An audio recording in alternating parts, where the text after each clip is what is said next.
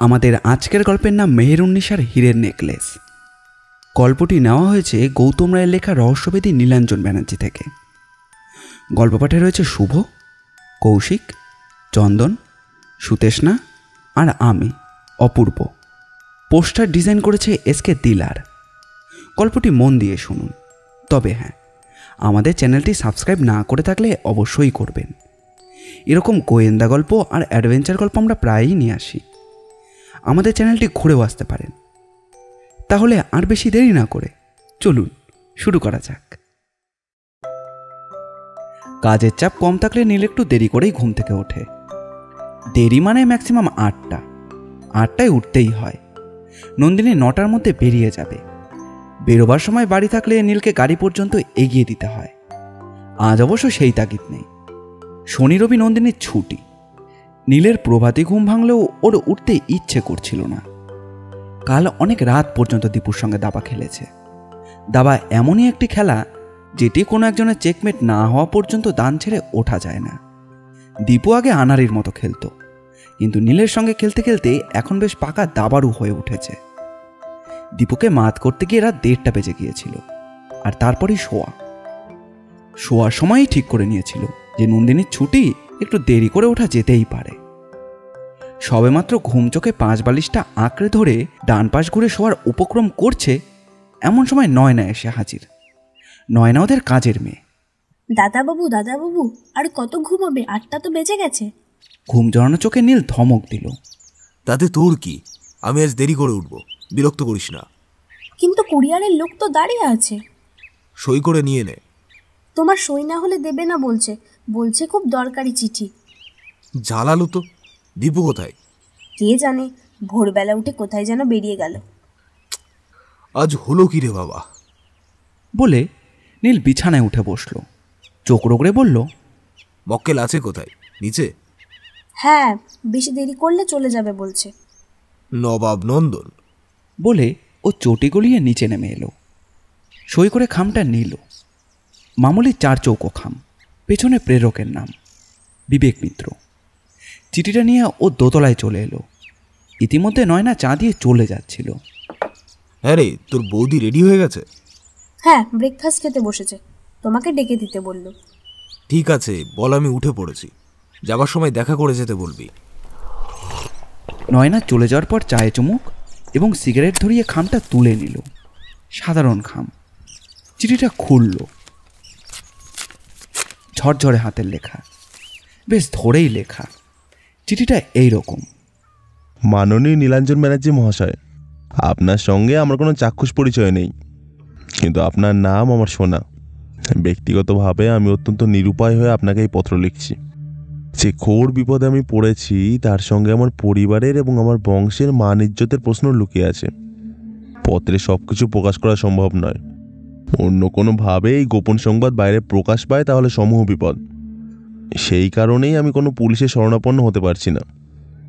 আপনি যদি আমার গৃহে পদধূলি দেন এবং আমার বিপদ থেকে উদ্ধারের রাস্তা দেখান, আপনার কাছে আমি চিরঋণী থাকব। আমার বাড়ির ঠিকানা হাবড়া স্টেশন থেকে অটোয় নগরখড়া, মোহনপুর মিত্রবাড়ি। আপনি হাবড়া স্টেশনে এলে আমার গাড়ি আপনাকে নিয়ে আসবে। আপনার সম্মতি পেলে কবে আসবেন জানালে বাকি সব ব্যবস্থা আমিই করব। সাক্ষাতে বিশদ আলোচনা হবে। বিনয়বনত বিবেক মিত্র। হাবড়া স্টেশনে নেমে দীপু বলল, এরপর কোথায় তোমার বিবেক মিত্র রথ? নাম্বার কিছু জেনেছ নাকি অটো ধরতে হবে? তুই খুব তাড়াতাড়ি ব্যতিব্যস্ত হয়ে পড়িস। আগে স্টেশন ছাড়িয়ে নিচে চল, তারপর দেখা যাবে। কোনো কন্ট্যাক্ট নম্বর বা গাড়ির নম্বর? আমার সঙ্গে ফোনে কথা হয়ে গেছে, গাড়ির নম্বরও আছে। ওই দেখ, সাদা অ্যাম্বাসেডার। গাড়ির নম্বরটাও তো মিলে যাচ্ছে।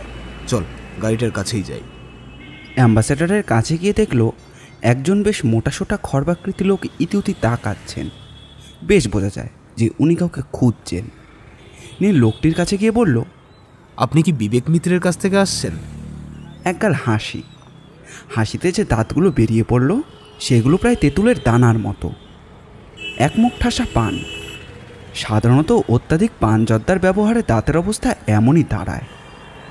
ভদ্রলোকের পরনে মালকোচা ধুতি আর গেরুয়া রঙের পাঞ্জাবি, পায়ে চটি। হাসিটা আরও চওড়া করে ভদ্রলোক বললেন, আপনি সে ঠিক স্থানে এসেছেন। আমার সংখ্যা হচ্ছিল আপনাকে খুঁজে পেলে হয়। আপনিই তো নীল ব্যানার্জি? আগে হ্যাঁ। আমার নাম শ্যামলাহা। দীপু আর নীল মুখ চাওয়াচাই করল। দীপু বলল, আপনি কি অভিনয় করতেন? আবার সেই বিগলিত হাসি। এ প্রশ্ন তো অনেকেই করেন আমার স্থূলকায় শরীর দেখে এবং পিতৃদত্ত নামটি শুনে। তবে শ্যামলাহা মহাশয় তো দীর্ঘদিন পূর্বেই মহাপ্রস্থান করেছেন এবং তার সঙ্গে আমার কোনো আত্মিক যোগাযোগ নেই। তাহলে এবার গাড়িতে অবস্থান করুন, বেলা বাড়ছে, রোদও চড়ছে। মোহনপুরে মিত্তির বাড়ির সামনে নীল আর দীপু দুজনকেই একটু অবাক হতে হলো। এতক্ষণ ওরা যে রাস্তা দিয়ে আসছিল, দুধারে বাড়িটারির দিকে তাকালে মনে হবে ক্রমশ এই শহর যেন গ্রামকে গ্রাস করে চলেছে।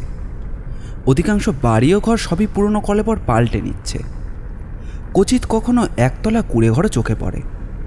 সবই কোঠা বাড়ির আকার নিয়ে চলেছে। অবশ্য এই নয় যে সব গাছপালা কেটে পুকুর বুঝিয়ে অট্টালিকা উঠে চলেছে, কিন্তু 10-15 বছর আগের দৃশ্যগুলো যেন হু হু করে পাল্টে চলেছে। এসবই যখন চারিদিকের চালচিত্র, তখনও মিত্তির বাড়ি পুরনো ঠাঁট বজায় রাখার চেষ্টা করে চলেছে। গাড়ি এসে থামলো একটা লোহার রেলিংওয়ালা গেটের সামনে। শ্যামলাহা বললেন, চণ্ডী, হর্ন দাও। হর্নের আওয়াজ শুনে বয়সে প্রাচীন এক ভৃত্য শ্রেণীর লোক এসে গেটের তালা খুলে ফটক খুলে দাঁড়ালো। চণ্ডী গাড়ি নিয়ে সোজা ভেতরে ঢুকে এলো। এর পরেও ফ্যাকরা। লোহার ফটক পেরিয়ে ডান দিকে খানিকটা প্রশস্ত জায়গা, মাথার উপর অ্যাসবেস্টারের ছাউনি। সেখানে আরও একটা গাড়ি দাঁড়িয়ে আছে, মারুতি 800, পুরনো মডেলের গাড়ি। গাড়ি থেকে নেমে শ্যামলাহা বলল, আসুন স্যার, ছোটবাবু একেবারে আপনাদের বসার ঘরে নিয়ে যেতে বলেছেন। হ্যাঁ চলুন, কিন্তু ছোটবাবুটাকে? আগে উনিই তো সব, দেখা হলে সব বুঝতে পারবেন। আবারও একটা গেট। অনেক পার্কের ঢোকার মুখে এরকম কম উচ্চতা রেলিং দেওয়া গেট থাকে, সোজাসুজি ঢোকা যায় না। একজন ঢুকে আতপালার একটা গেট ঠেলে তবে ভেতরে যেতে হবে। ওপাশ থেকে অন্য কেউ এলে তাকে দাঁড়িয়ে থাকতে হবে। একসঙ্গে দুজন যাওয়া আসা করা যায় না। দীপু মুখ আগলা ছেলে। ও জিজ্ঞাসা করলো, বাড়িতে কি প্রচুর মালকড়ি আছে? আগে ঠিক বুঝলাম না। মানে যেভাবে ফটকের পর ফটক, চোর ডাকাতে তো মালকড়ি নিয়ে পালাতে অসুবিধা হবে। শ্যামলাহা অল্প হেসে বললেন, না স্যার, এখন সব দিনকাল পাল্টে গেছে। দামি জিনিসপত্র কেউ আর তেমন বাড়িতে রাখে না, সব লকারে চালান দেয়। আসলে স্যার, বাবুদের এখন লোকগুলো অনেক কমে গেছে। আগে ওই যে দেখছেন বাগান, পুকুর এসব দেখভাল করার জন্য অন্তত 5 জন লোক ছিল, এখন সেটি 2 জন এসে ঠেকেছে। রামদাস, মানে যে আপনাদের বড় ফটকের তালা খুলে দিল, ও আর ওর বউ, ওরা দুজনেই সব দেখাশোনা করে। আর ওই যে একটা গেট দেখলেন, ওটা ছোটবাবুই লাগিয়েছেন গরু ছাগলের অবাধ প্রবেশ রুখতে। কথা বলতে বলতে ওরা অনেকটা চলে এসেছিল। একদিকে বেশ বড় একটা বাড়ি, লাল ইটের রং করা বাড়ি, আর অন্যদিকে পর্যাপ্ত গাছপালা, বেশ বড় একটা পুকুর। আরও কিছুটা যাওয়ার পর শ্যামলাহা বললেন, এই গেটটা দিয়ে আমরা বাড়ির মধ্যে যাব। ও দিকটা কি? ঝাঁঝ ঘন্টার আওয়াজ আসছে। ওদিকে শ্যামের মন্দির, ওই সময় দ্বীপ্রাহরিক ভোগ হয়। আপনারা যদি ভোগাহার করেন, আমি ব্যবস্থা করতে পারি। শ্যামলাহার একটা স্বভাব লক্ষ্য করা গেল। চলিত ভাষায় কথা বলতে বলতে বেমালুম শুদ্ধ ভাষা মিশিয়ে কুরুচণ্ডাল দোষ বাঁধিয়ে দেন। তবে সেটা কোনো দোষণীয় নয়। নীল বলল, ভোগ থাক, আপাতত একটু চায়ের বন্দোবস্ত হলেই ভালো লাগতো। কি যে বলেন স্যার, আপনি হচ্ছেন ছোটবাবুর অতিথি, চায়ের কথা আপনাকে বলে দিতে হবে? আগে তো ভেতরে চলুন, ছোটবাবুর সঙ্গে আলাপ হলেই বুঝতে পারবেন মানুষটা কেমন। সম্ভবত যে দরজা দিয়ে ভেতরে যাওয়া হলো ওটাই হচ্ছে প্রধান দরজা। পুরনো দিনের পালিশ করা কাঠ, ঝকঝক করছে। দরজা দিয়ে ভেতরে ঢুকে আরও এক অবাক কাণ্ড। দীপু বলে উঠল, হ্যাঁ মশাই শ্যামবাবু, এটা কি বসার ঘর নাকি কোনো পারফর্মিং স্টেজ? শ্যামবাবু বললেন, আপনি ঠিকই ধরেছেন স্যার, আমাদের ছোটবাবুর বাবা ছিলেন খুব নাট্যরসিক ব্যক্তি। ওই যে দেখছেন উঁচু বেদি মতো জায়গাটা, ওটাই ছিল স্টেজ। কেবল পেছনের সিনারিগুলো টাঙানো নেই, তবে গোডাউনে সবই আছে। আসলে কি জানেন, এখন তো আর চর্চা হয় না, সব নষ্ট হয়ে যাচ্ছে। দেখুন স্টেজের সামনে দোতলায় বসার আসন, মেয়েরা ওখানে বসে নাটক, তরজা, গান, নাচ দেখতেন। সব বন্দোবস্তই ছিল। ওই যে বললাম চর্চা, সব গেছে। ভেতর থেকে রামদাস নামের একটি লোক এসে বলল, শ্যামদা, ছোটবাবু বললেন ওদের ওপরে নিয়ে যেতে। স্যার, ডাক এসে গেছে। আপনার রামুর সঙ্গে ওপরে যান, পরে আপনার সঙ্গে ফের দেখা হবে। আসলে আমাকে একটু বাজার ছুটতে হবে। বলেই শ্যামদাস তার মোটা শরীরটাকে নিয়ে হন্তদন্ত হয়ে বেরিয়ে গেলেন। দোতলায় উঠতে উঠতে নীল লক্ষ্য করল, প্রাচীন ঘরানার বহু কিছুই যেন চোখে পড়ার মতো। শ্বেতপাথরের সিঁড়ি, কাঠের তৈরি রেলিং, মোড় ঘুরতেই একটা করে কাঠের পড়ি, দেখেই মনে হয় সব যেন ঝকঝকে আর তকতকে। মনে হয় একটু আগেই যেন পালিশ করা হয়েছে। বাড়িটা আগাগোড়াই শ্বেতপাথরের। দোতলার মেঝে আর ঘরের মেঝে সবেতেই একই পাথর। মেঝেগুলো নিয়মিত ধোয়া মোছার জন্য বেশ পরিষ্কার পরিচ্ছন্ন। তারপর অনেকগুলো ঘর। রামদাস এগিয়ে গিয়ে একটা ঘরের সামনে গিয়ে বাইরে থেকে ডাক দিল, ছোট কর্তা, তেনারা এসেছেন। বলার সঙ্গে সঙ্গে একজন সুদর্শন আর সুঠাম যুবক ঘর থেকে বেরিয়ে এলো। একহারা চিপচিপে চেহারার উজ্জ্বল গৌরবর্ণের এক যুবক হাত জোর করে এসে সামনে দাঁড়ালো। গায়ে লম্বা ঝুলের কমলা রঙের সিল্কের পাঞ্জাবি আর পরনে পাজামা, পায়ে সাদা চামড়ার বিদ্যাসাগরী চটি। আসুন মিস্টার ব্যানার্জি, আমি বিবেক মিত্র। হাওড়া লাইনে গাড়ি নিশ্চয়ই আসতে বেশ কষ্ট হয়েছে। হ্যাঁ, এই লাইনটা সর্বদাই ভিড়। ঠিক আছে, ওটা কোনো ব্যাপার নয়। দীপুর দিকে চেয়ে বিবেক বলল, ইনি নিশ্চয়ই আপনার বন্ধু? হ্যাঁ, বন্ধু তো বটেই, তবে আমার সব কাজের সঙ্গীও বলতে পারেন। ও দীপঙ্কর মিত্র। বাহ, খুব ভালো। আমরাও মিত্তির। না, এবার চলুন ঘরে গিয়ে বসি। রামদাস। ঠিক আছে ছোট কর্তা। বলেই ও চলে গেল। বিশাল বড় ঘর, হালকা স্নোসিমের অলিভ গ্রিন দেওয়াল, বেশ কিছু পূর্বপুরুষদের অয়েল পেন্টিং। ঘরের মেঝে জুড়েই পুরোটা কার্পেট।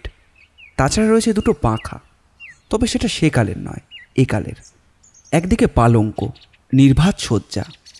ঘরের একদিকে বিশাল আকারের 3 ডোর কাঠের আলমারি, ঠিক তার পাশেই প্রচুর বইঠাসা বুককেস। নীলার দীপু সোফা দখল করে বসল। সামনের বড় সোফায় গিয়ে বসল বিবেক মিত্র।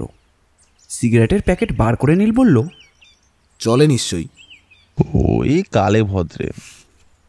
বলে উনিও একটা তুলে নিয়ে ধরালো। আপনি চিঠিতে লিখেছিলেন অনেক জরুরি কথা আছে, তা শুরু করা যেতে পারে কি? দাঁড়ান মশাই, দাঁড়ান। এখনো পথশ্রমের ক্লান্তি ঘুচল না। বসুন, জল খাবার খান, একটু বিশ্রাম নিন। তাছাড়া আমার বলতে সময় লাগবে, সেটুকু সময় নিশ্চয়ই দেবেন। হ্যাঁ, এতটা যখন এক ডাকে চলে এসেছি, তখন কি আর কিছু না শুনেই চলে যাব? ঠিক আছে, আপনার মতো করেই আপনি বলবেন। তার আগে একটা কথা বলি, কোনো মতেই আজ আপনাদের ছাড়ছি না। আসলে আমি খুব বিপদে পড়ে আপনার শরণাপন্ন হয়েছি। সব শুনলে আপনিও নিশ্চয়ই আমার আবদার না বলে উড়িয়ে দিতে পারবেন না।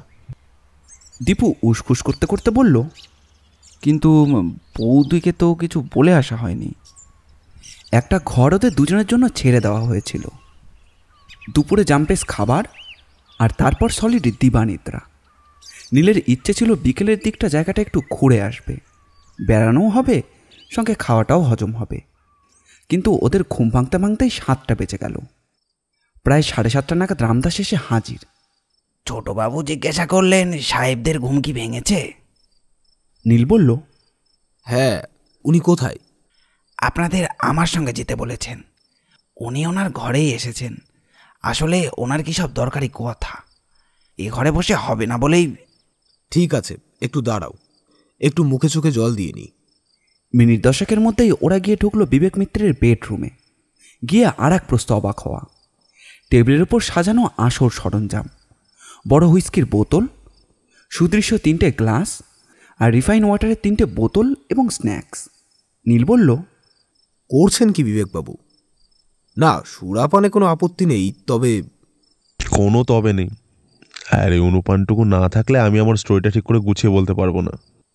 কিন্তু আপনার Mrs? She will not mind. Ramdas. Ramdas glass সাজিয়ে দিয়ে বেরিয়ে গেল। বিবেক নিজের হাতে ড্রিঙ্কস ভরে দিল। চেয়ার্স বলে গ্লাসে চুমুক দিতে দিতে বিবেক তার শুরু করলো কাহিনী। তবে তার আগে একটু গৌরচন্দ্রিকা করে নিল। মিস্টার ব্যানার্জি, ইতিহাস বলা আমার উদ্দেশ্য নয়। ভাববেন না কলকাতা থেকে আপনাদেরকে ডেকে এনে আমি ইতিহাস শোনাতে বসেছি। আসলে স্টোরির মধ্যে ইতিহাস ওতপ্রোতভাবে জড়িয়ে আছে, আর নিশ্চয়ই আপনাদের শুনতে আপত্তি নেই। নীল রসিকতা করে বলল, ইতিহাস, বিশেষ করে সেটা যদি মোগল পিরিয়ডের হয়, তাহলে সুরা খুবই এফেক্টিভ হবে। আপনি ঠিকই অনুমান করেছেন, আর সেই কারণেই সুরার সরঞ্জাম। তাহলে শুরু করি। আজ থেকে অ্যাপ্রক্সিমেটলি 450 বছর আগের কথা। ইরানের শাহ ইসমাইলের একজন যোদ্ধা ভৃত্য ছিল। তার তখনকার নাম ছিল আলী কুলি বেগ। নিজের বাহুবলে আর বিশ্বস্ততা দিয়ে তিনি শাহ ইসমাইলে মন জয় করে নিয়েছিলেন। শাহ জীবিতকালেই তিনি আলী বেগের পদোন্নতি ঘটান। এই সময় ইরানীয় আর্মির মির্জা নিয়ান বেগের সুন্দরী কন্যা মেহেরুন্নিসার রূপে তিনি মুগ্ধ হন। সম্ভবত ওদের মধ্যে প্রেমের সঞ্চারও হয়েছিল। তবে তার আগে শাহ ইসমাইলের মৃত্যু ঘটে। আলী কুলি বেগ বাধ্য হন ইরান ছেড়ে ভাগ্যান্বেষণে ভারতে চলে আসতে। এসে ওঠেন আকবরের দরবারে। নিজের কর্মদক্ষতা সাহসিকতা দেখে তিনি আকবরের প্রিয়পাত্র হয়ে ওঠেন। আকবর তাকে উচ্চপদে প্রতিষ্ঠিত করে। সেটা 1564 সাল। খালি হাতে একটি বাঘকে মারার জন্য আকবর পুত্র সেলিম তার নাম দেন শের আফগান। আর ঠিক এই সময় পাকে পোকারে একদিন ইরানে ফেলে আসা মেহেরুন্নিসার সঙ্গে তার প্রণয়ের কথা পৌঁছে সম্রাটের কানে। আগেই বলেছি, শের আফগান অল্প দিনের মধ্যে আকবরের প্রিয়পাত্র হয়ে উঠেছিলেন। আকবরের ব্যক্তিগত প্রচেষ্টায় ইরান থেকে গিয়াসবেসের কন্যা মেহেরকে দিল্লিতে নিয়ে এলেন এবং শের আফগানের সঙ্গে তার বিয়ে দিলেন। আর বিয়ের সময় আকবর মেহেরুন্নিসাকে দিলেন বহু মূল্যবান এক রত্নহার। সে হারের লকেটে ছিল দুর্মূল্য একটি হিরে।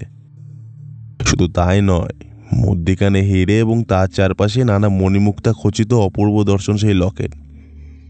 আকবরের পুত্র সেলিম একদিন জাহাঙ্গীর হয়ে দিল্লির বাদশাহ হলেন এবং শের আফগানকে পাঠালেন বর্ধমানের জায়গিরদার করে। ইতিমধ্যে বাংলাদেশের বিভিন্ন স্থানে বিশৃঙ্খল আর বিদ্রোহ দেখা দিয়েছে। বাংলার এই বিদ্রোহ পর্বটি জাহাঙ্গীর খুব একটা ভালো চোখে দেখেননি। তার মনে হয়েছিল উচ্চাকাঙ্ক্ষী শের আফগান হয়তো ভেতরে ভেতরে বিদ্রোহ সুরে বাঁধতে চাইছে বাংলার মানুষকে। সন্দেহবশত সুবেদার কুতুবুদ্দিনকে নির্দেশ দেন শের আফগানের বিদ্রোহকে দমন করে তাকে বন্দি করে দিল্লিতে নিয়ে যেতে। শের আফগান বুঝতে পারেন তার বিরুদ্ধে ষড়যন্ত্র চলছে এবং এর মূল হোতা কুতুবুদ্দিন। শত্রুকে জীবিত রাখতে নেই। একদিন অত্যন্ত ক্রোধান্বিত হয়ে তিনি কুতুবুদ্দিনকে তরবারি দিয়ে গুরুতর জখম করেন, কিন্তু রাজশক্তি শের আফগানের বিপক্ষে। একদিন গুপ্তঘাতকের হাতে নিহত হলেন শের আফগান এবং জাহাঙ্গীরের আদেশ ছিল শেরের বিধবা পত্নী মেহেরুন্নিসাকে জীবিত দিল্লিতে মোগল দরবারে প্রেরণ করার। পরবর্তীকালে এই মেহেরুন্নিসাই হয়েছিলেন জাহাঙ্গীরের স্ত্রী এবং জগৎ বিখ্যাত নূরজাহান। এই পর্যন্ত শোনার পর দীপু জিজ্ঞাসা করল, বিবেকবাবু, মোটামুটি এই ইতিহাসটুকু আমাদের জানা, এর মধ্যে এমন কি নতুনত্ব আছে যেটা এমন সুন্দর সুরা প্রেক্ষাপটে আমাদের? হ্যাঁ, এইবারটি আমার আসল গল্প শুরু। বর্ধমানে জায়গিরদার হয়ে আসার পরে শের আফগান বুঝতে পেরেছিলেন বাংলার বিদ্রোহীদের সঙ্গে তার যোগাযোগ কোনো মতেই দিল্লি বাদশাহকে সন্তুষ্ট করবে না, এবং এও বুঝতে পেরেছিলেন তার পিছনে গুপ্তচর লেগে আছে এবং তার বিরুদ্ধে একটা ষড়যন্ত্র চলছে। বর্ধমানেরই এক ছোটখাটো জমিদার শশীকান্ত মিত্র শের আফগানের সাহস এবং বীরত্বে মুগ্ধ হয়ে তার পাশে এসে দাঁড়ান। শের আফগানও তার প্রতি খুব নির্ভরশীল হয়ে পড়েছিলেন। বর্ধমানে আসার পর থেকে শের আফগানের জীবন বেশ জটিল হয়ে ওঠে। বুঝতে পারেন চারিদিকে তার বন্ধুর চেয়ে শত্রুর সংখ্যা বেশি। অধিকাংশ সময় কুতুবুদ্দিন বাহিনীর সঙ্গে তাকে সংগ্রামে লিপ্ত থাকতে হতো। তখন তিনি তার অতি বিশ্বস্ত শশীকান্তকে নিজের স্ত্রীর জিম্মাদারিত্ব দেন। শশীকান্ত বিশ্বাসঘাতকতা করেনি। তিনি চেষ্টা করেছিলেন মেহেরুন্নিসার মান সম্মান এবং জীবন বাঁচাতে। বিবেক সামান্য থামল, আবার গ্লাসে চুমুক দিল, তারপর বলল, এর পরের ইতিহাস সামান্য। গুপ্তঘাতকের হাতে শের আফগানের মৃত্যুর পর বাদশার সৈন্যরা মেহেরুন্নিসাকে বন্দি করে দিল্লির রাজদরবারে প্রেরণ করে। যাবার ঠিক আগেই সেনাপতি শশীকান্তকে নিজের ঘরে ডেকে পাঠান মেহেরুন্নিসা এবং নিজের কণ্ঠে সেই মহামূল্যবান হীরের লকেট সমেত কণ্ঠহারটি খুলে দেন। বলে যান, এটা তোমার সাহসিকতার পুরস্কার। দেখো, কোনোদিন যেন এটা তোমার বংশের বাইরে না যায়। শশীকান্ত তো পুরুষ মানুষ, তাকে মেয়েদের গহনা উপহার দিলেন কেন? ওটা স্মারক। প্র্যাকটিক্যালি ওটা দেওয়া হয়েছিল শশীকান্তর স্ত্রীকেই। তারপর শশীকান্ত মারা যাবার আগে নিজের জ্যেষ্ঠ পুত্রের হাতে কণ্ঠহারটি তুলে দিয়ে বলেছিলেন, আজ থেকে মিত্র বংশের জ্যেষ্ঠ পুত্র এবং তার স্ত্রী এ কণ্ঠহারের মালিক হবে। আর আজও সেই প্রথা চলে আসছে। তার মানে আপনি বলতে চাইছেন 420-25 বছর ধরে আপনাদের মিত্র বংশ কন্টিনিউ করছে? এখনো করছে। আমি তো এই প্রথম শুনলাম। তার মানে এই বাড়ির বয়সও... না, এবারই এরা কত বয়স হবে, বড়জোর শতখানেক।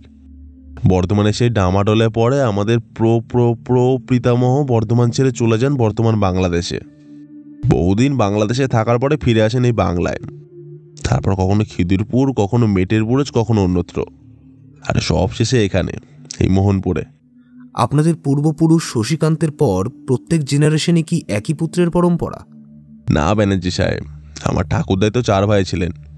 ঠাকুরদা যেহেতু বড় ছেলে, উনি ওনার বাবার থেকে পেয়েছিলেন মেহেরুন্নিসের হীরের লকেট। ফলে শরিকি বিবাদ এবং আন্দোলন তো আছেই, অনেক হুমকি, অনেক রেশারেশি, অনেক বিবাদ স্বাভাবিক। সেই দুর্মূল্য রত্নটি কি এখন আপনার কাছে? হ্যাঁ, কিন্তু আসছে রবিবার আমার আর ইলার প্রথম বিবাহবার্ষিকী। আমি ঠিক করেছিলাম প্রথম বিবাহবার্ষিকীতে ওটা ইলার গলায় পরিয়ে দেব, কিন্তু দুর্ভাগ্যবশত হাটিয়ার খুঁজে পাওয়া যাচ্ছে না। সে কি? সেটা ছিল কোথায়? লকারে। যদি পালিশ টালিশ করার দরকার পড়ে সেইভাবেই গত শনিবার ওটা বাড়িতে নিয়ে আসি। বাড়িতে কোথায় রেখেছিলেন? আমার স্ত্রীর কাছে। উনি কি বলছেন? ওনার কথার মানে আমার মগজে ঢুকছে না, আপনি ওকে জিজ্ঞাসা করবেন। কিন্তু মিস্টার ব্যানার্জি, ওই রত্নহার যদি না পাই, বংশের মান ইজ্জত তো যাবেই, সঙ্গে নানান শরিকদের প্রশ্নবাণে আমাকে জর্জরিত হতে হবে। মিস্টার ব্যানার্জি, আপনি আমাকে বাঁচান। যেমন করে হোক ওই মূল্যবান বস্তুটি ফেরত পেতে চাই। খানিকক্ষণ মাথা ঝুঁকিয়ে বসে রইল নীল। তারপর জিজ্ঞাসা করল, বর্তমানে এই বাড়ির পার্মানেন্ট বাসিন্দা কারা? বর্ধমান ছেড়ে যখন আমাদের পূর্বপুরুষ বাংলাদেশে চলে যান, তখনও পর্যন্ত পুরো পরিবারটা একসঙ্গে ছিল। আমাদের পরিবারে প্রায় সবাই ব্যবসা করতেন। পূর্ব পাকিস্তানে থাকাকালীন 51 পরিবারের ভাঙন ধরতে শুরু করে। ঠাকুরদা আরও 3 ভাই, তারাও তাদের পরিবার নিয়ে দেশে বিদেশে নানান জায়গায় ছড়িয়ে পড়েন। ইতিমধ্যে আমার ঠাকুরদার বাবা বনগাঁর বর্ডার পেরিয়ে ভারতে চলে আসেন। তখন মোহনপুরে বাড়িটা তিনিই তৈরি করেছিলেন। তখন ছিল অখণ্ড ভারত, যাতায়াতের কোনো অসুবিধা ছিল না। আমাদের অন্যান্য শরিকরাও ভারতে নানা স্থানে ব্যবসা শুরু করেন। তারা বংশ পরম্পরায় সেখানে সেটেল হয়ে যান। আজ থেকে 50 বছর আগে আমার বাবাই পূর্ব বাংলার জায়গাটি ছেড়ে মোহনপুরে চলে আসেন। সঙ্গে ছিলেন আমার মা, এক বোন আর ছোট কাকা অঞ্জন মিত্র। ওর বাবা মা দুজনে মারা যাওয়ায় ছোটকা আজও আমাদের সঙ্গে আছেন। উনি বিয়ে থা করেননি? না, ছোটবেলা থেকে একটু অন্য রকমের, একা একা থাকতেই ভালোবাসেন। খুব একটা বন্ধু বান্ধবও আর নেই, একটু সাত্ত্বিক ধরনের মানুষ। উনি কোনো ভাগ বাটোয়ারার কথা বলেন না? না, ছোটকার সঙ্গে আমার প্রায় বন্ধুর মতো সম্পর্ক। আমার বাবা মারা যাওয়ার পর কতবার বলেছি, ভাবার পরে তুমি আমাদের অভিভাবক। আমার একটা নিজের ব্যবসা আছে, চামড়ার বিজনেস। কতদিন কাকাকে বলেছি তুমি আমার ব্যবসায় যোগ দাও, কিন্তু কে শোনে কার কথা? বলেন তোদের এই বিষয় সম্পত্তির হিসেব নিকেশ, ব্যবসা বাণিজ্য, এগুলো আমার মাথায় ঢোকে না। আমাকে আমার মতো করে থাকতে দে। সেটা কি রকম? কাউকে কিছু না বলে হয়তো 2-4 মাসের জন্য কোথাও হুদা হয়ে গেলেন, তারপরে আবার যখন নিজের খেয়াল হবে তখন ফিরে আসবেন। উনি কি এখন এখানেই আছেন? হ্যাঁ। আপনার হীরের লকেট হারানোর খবরটা কি উনি জানেন? না, আমি এবং আমার স্ত্রী ছাড়া আর কেউ কিছুই জানে না। আর কারা থাকেন? বাকিরা বাইরের লোক, ম্যানেজার শ্যামবাবু, রামদাস আর ওর বউ মিঠু, আর আছেন আমার পরমাত্মীয় আমার মা অন্নপূর্ণা মিত্র। অবশ্য তার যত না বয়স, সেই তুলনায় তিনি অনেক বেশি শয্যাশ্রিতা। মিঠুর এক বোন আছে, মায়ের দেখভাল করে। আর ওদিকের শ্যামের মন্দির? ওটাও আমার ঠাকুরদের প্রতিষ্ঠা করা, নিয়মিত পুজো হয়। আশেপাশে লোকেরা আসেন, পুজো দেখেন, আরতি দেখেন, প্রসাদ নেন। ঠাকুর মশাই? উনিও বংশ পরম্পরায় আমাদের পুজো করে চলেছেন, মহেশ চক্রবর্তী। আপনার ব্যবসাটা কিসের? ব্যাগ। আমার একটা ছোটখাটো কারখানা আছে এই বাড়িতেই। 10 জন কর্মচারী ব্যাগ তৈরির সঙ্গে যুক্ত। এখানে মাল তৈরি হয়, আর কলকাতায় অফিস আছে। কলকাতার মার্কেট ছাড়াও আমার তৈরি ব্যাগ বিদেশে মার্কেটটা ধরে নিয়েছে। গত বছরই বেলজিয়ামের একটা কোম্পানির সঙ্গে চুক্তি হয়, ট্রানজাকশন প্রায় 1 কোটি টাকার মতো। খুব শিগগিরই ফার্স্ট লটে মাল পাঠানো হবে, সেকেন্ড লটও তৈরি হচ্ছে।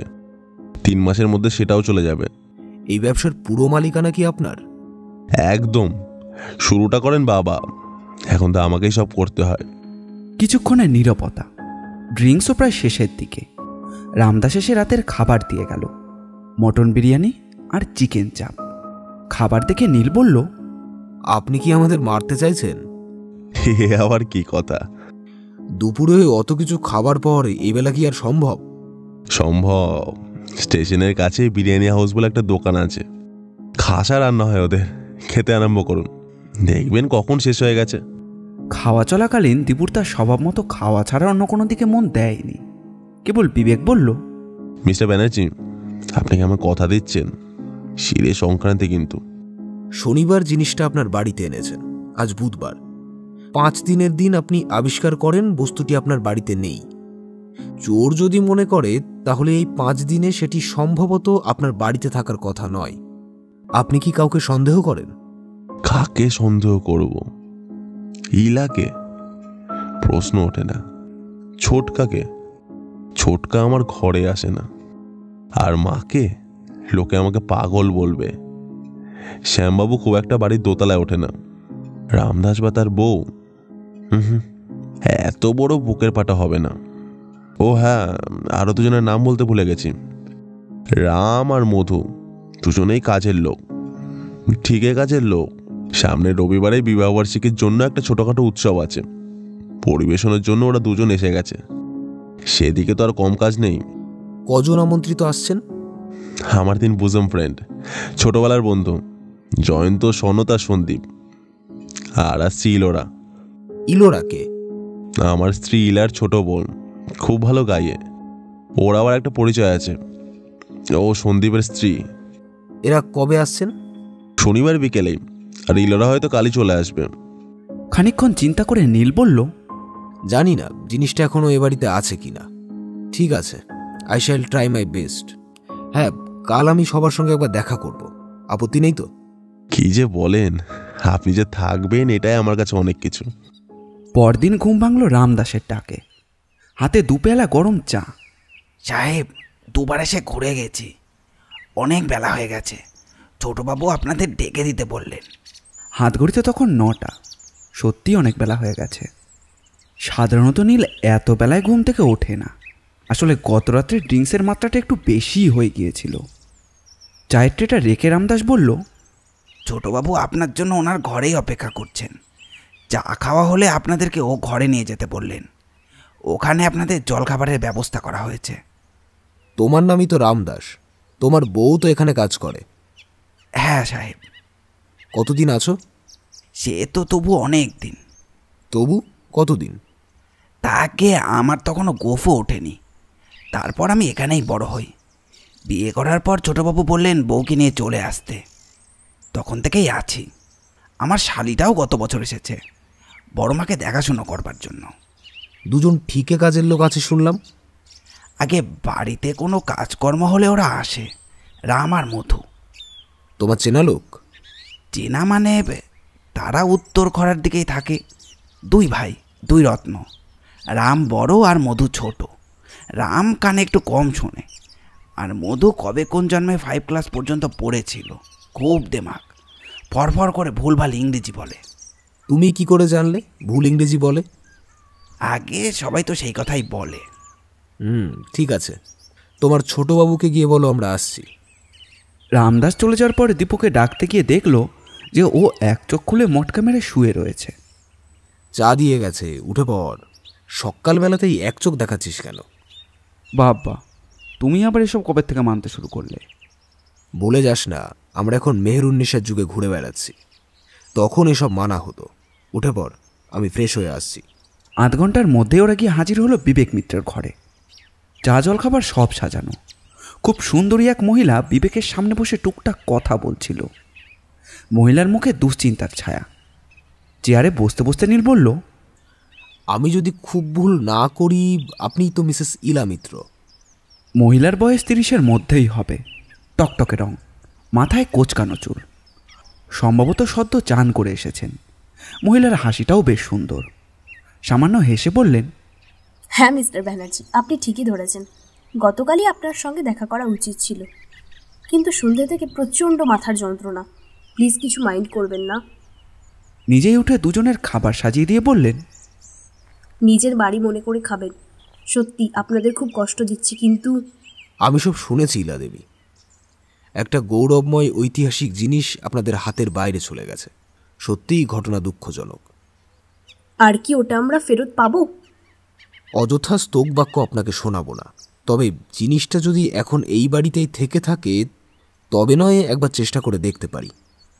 এবার আপনাকে কয়েকটা প্রশ্ন করব, কিছু গোপন না করে স্পষ্ট উত্তর দিলে আমার তদন্তের সুবিধা হবে। আমার গোপন করার কিছু নেই। বিবেকবাবু বলছেন গত শনিবার নেকলেসটা উনি ওনার লকার থেকে তুলে এনেছেন। হ্যাঁ তাই। রেখেছিলেন কোথায়? আমার সিন্ধুকে। চাবি কার কাছে থাকে? আমারই কাছে। চাবিটা কি সর্বদাই সঙ্গে রাখতেন? না, বেশিরভাগ সময় ড্রয়ারে থাকতো। অবশ্য ড্রয়ারের চাবি বন্ধই থাকে। কবে আপনি টের পেলেন ওটার সস্থানে নেই? বুধবার, মানে গতকাল। এর মধ্যে আর সিন্দুক খোলেননি? আপনি যা বলতে চাইছেন বুঝতে পারছি, কিন্তু আমার বেডরুমে তো অন্য কেউ ঢুকবে না, একমাত্র আমার বোন ইলোরা ছাড়া। তবে সন্দীপও আসে, কিন্তু বেডরুমে নয়, লাগোয়া বসার ঘরে। ইলোরা দেবী কি এই বাড়িতেই আছেন? আপনারা এসেছেন দুপুরের দিকে, ইলোরা ভোরবেলাতেই এসেছে। তাকে তো কাল দেখিনি। আমার শাশুড়িমা খুবই অসুস্থ, ইলোরা ওখানেই ছিল।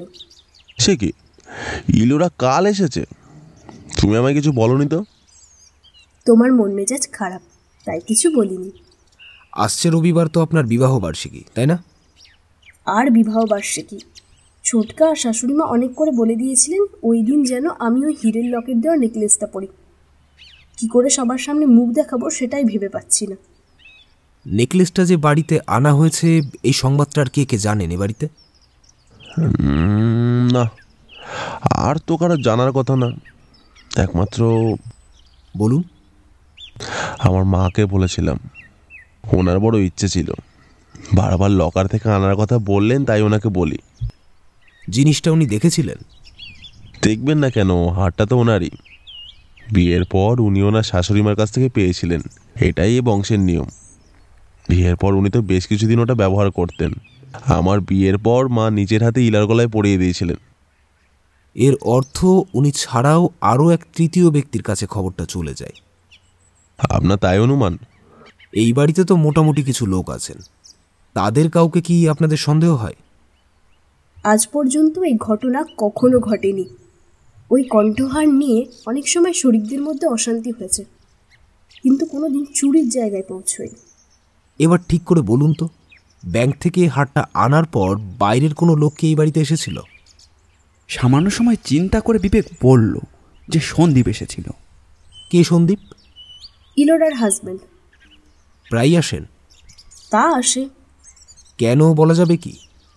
ও একটা কমপ্লেক্সে ভুগছে, ভালো চাকরি করতো, হিমজিকাল ছেলে, চাকরিটা ছেড়ে দেয়। প্রথমত ওর বউ ভালো ইনকাম করে, নামডাক আছে। প্র্যাকটিক্যালি ও এখন সেই কমপ্লেক্সে ভুগছে, প্রেস্টিজ কমপ্লেক্স।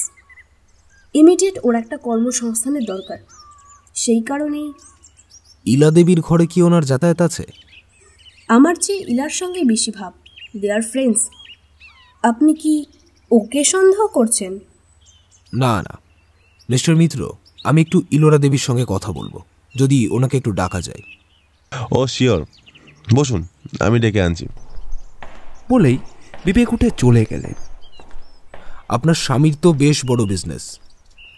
হ্যাঁ, ব্যবসাটা আসলে আমার শ্বশুর মশাইয়ের, এখন ওই সব দেখাশোনা করছে।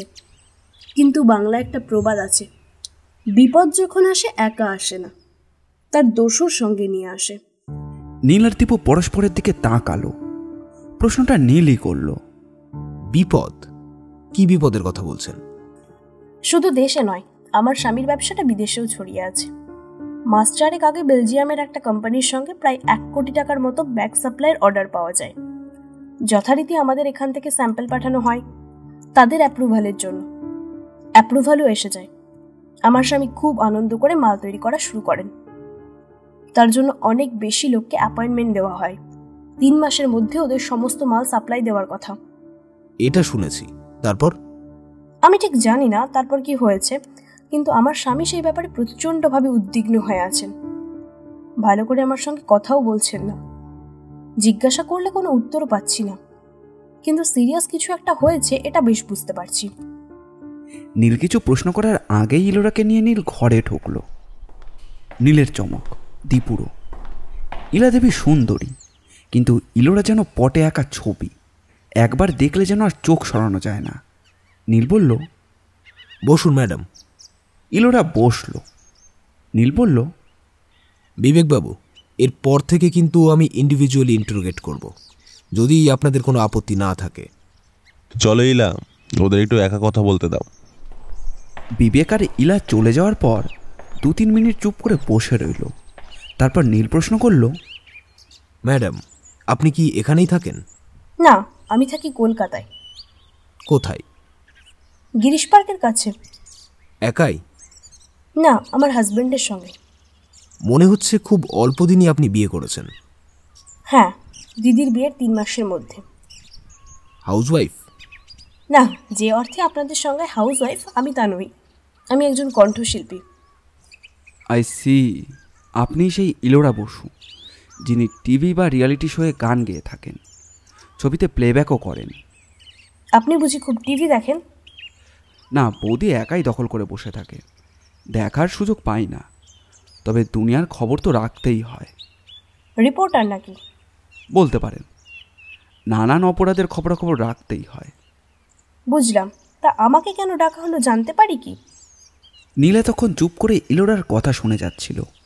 এবার সেই প্রশ্ন করল, ইলা দেবী তো আপনার নিজের বোন। হ্যাঁ। আপনি কি প্রায় দিদির বাড়িতে আসেন? না, প্রায় না, মাঝে মাঝে আসি। তবে সন্দীপ বোধ হয় প্রায়ই আসে। বোধ হয়? কেন? আপনি খবর রাখেন না? না, ও ওর মতো থাকে, আমি আমার মতো। নিশ্চয় ওর কোনো দরকার আছে তাই আসে। এবার তো একটা অকেশন আছে বাড়িতে। হ্যাঁ, বিবেক আর ইলাদির বিবাহ বার্ষিকী, এই প্রথম। বিবেকবাবুর সঙ্গে আপনার তাহলে আগেই পরিচয় ছিল? আপনি কিভাবে জানলেন? আমি কিভাবে জানব? আমি সবে কাল এই বাড়িতে এসেছি। বিবেকবাবুকেও চিনতাম না, আপনাকে তো নয়। তাহলে? কি তাহলে? এখন বলুন তো, আপনাদের পরিচয়টা কি? দিদি গিয়ে জানালো কিছু একটা ব্যাপার নিয়ে আমার সঙ্গে কেউ কথা বলতে এসেছেন। এখন সেটা মনে হচ্ছে না। এবার আপনাদের পরিচয়টা জানালে খুশি হব। নীল পকেট থেকে ওর কার্ডটা এগিয়ে দিল। মাই গড, আমি এখানে এসেছিলাম একটা উৎসবে যোগ দিতে, কিন্তু একজন ইনভেস্টিগেটর। But why? শুনে রাখুন মশাই, আমার ট্যাক্স ক্লিয়ারেন্স আছে, কোনো অপরাধমূলক কাজ আমি করিনি। Then why you are disturbing me? Cool madam, cool. আপনার বিরুদ্ধে আমার কোনো অভিযোগ নেই, আমি জাস্ট কয়েকটা প্রশ্ন করব। ব্যক্তিগত প্রশ্ন হলে উত্তর দেব না। দেবেন না? আচ্ছা ম্যাডাম, আপনি কি জানেন সম্প্রতিকালে এই বাড়িতে একটা মহামূল্যবান সম্পদ চুরি হয়ে গেছে? আমি তো এসেছি গতকাল সকালে, কি করে জানবো এ বাড়ি থেকে কবে কি খোয়া গেছে? এটা তো আমার জানার কথা নয়। জিনিসটা কি? মেহেরুন্নুসার নেকলেস, যার লকেটে একটা রেয়ার ডায়মন্ড ছিল। মাই গড, হাউ? এই হাউটা আমি এখনো জানি না। সেটা তো বরাবর লকারে থাকতো। আপনি জানতেন? সবাই জানে, দিদি জানে, বিবেক জানে, মাসিমা জানেন, ছোটকা জানেন। সেটা বিবাহ বার্ষিকীতেই পড়ার জন্য লকার থেকে আনা হয়। গতকাল সেটার খোঁজ করতে গিয়ে আর খুঁজে পাওয়া যায়নি। আশ্চর্য, দিদি বরাবরই একটু কেলাস্তাই, কিন্তু বিবেক তো তা নয়। ও তো সব ব্যাপারে প্রচণ্ড হিসেবি। অনেক সময় হিসেবি মানুষেরও ভুল হয়। এনিওয়ে, একটা কনফিডেন্সিয়াল প্রশ্ন করব। নেকলেসটা এই বাড়িরই কেউ সরিয়েছে?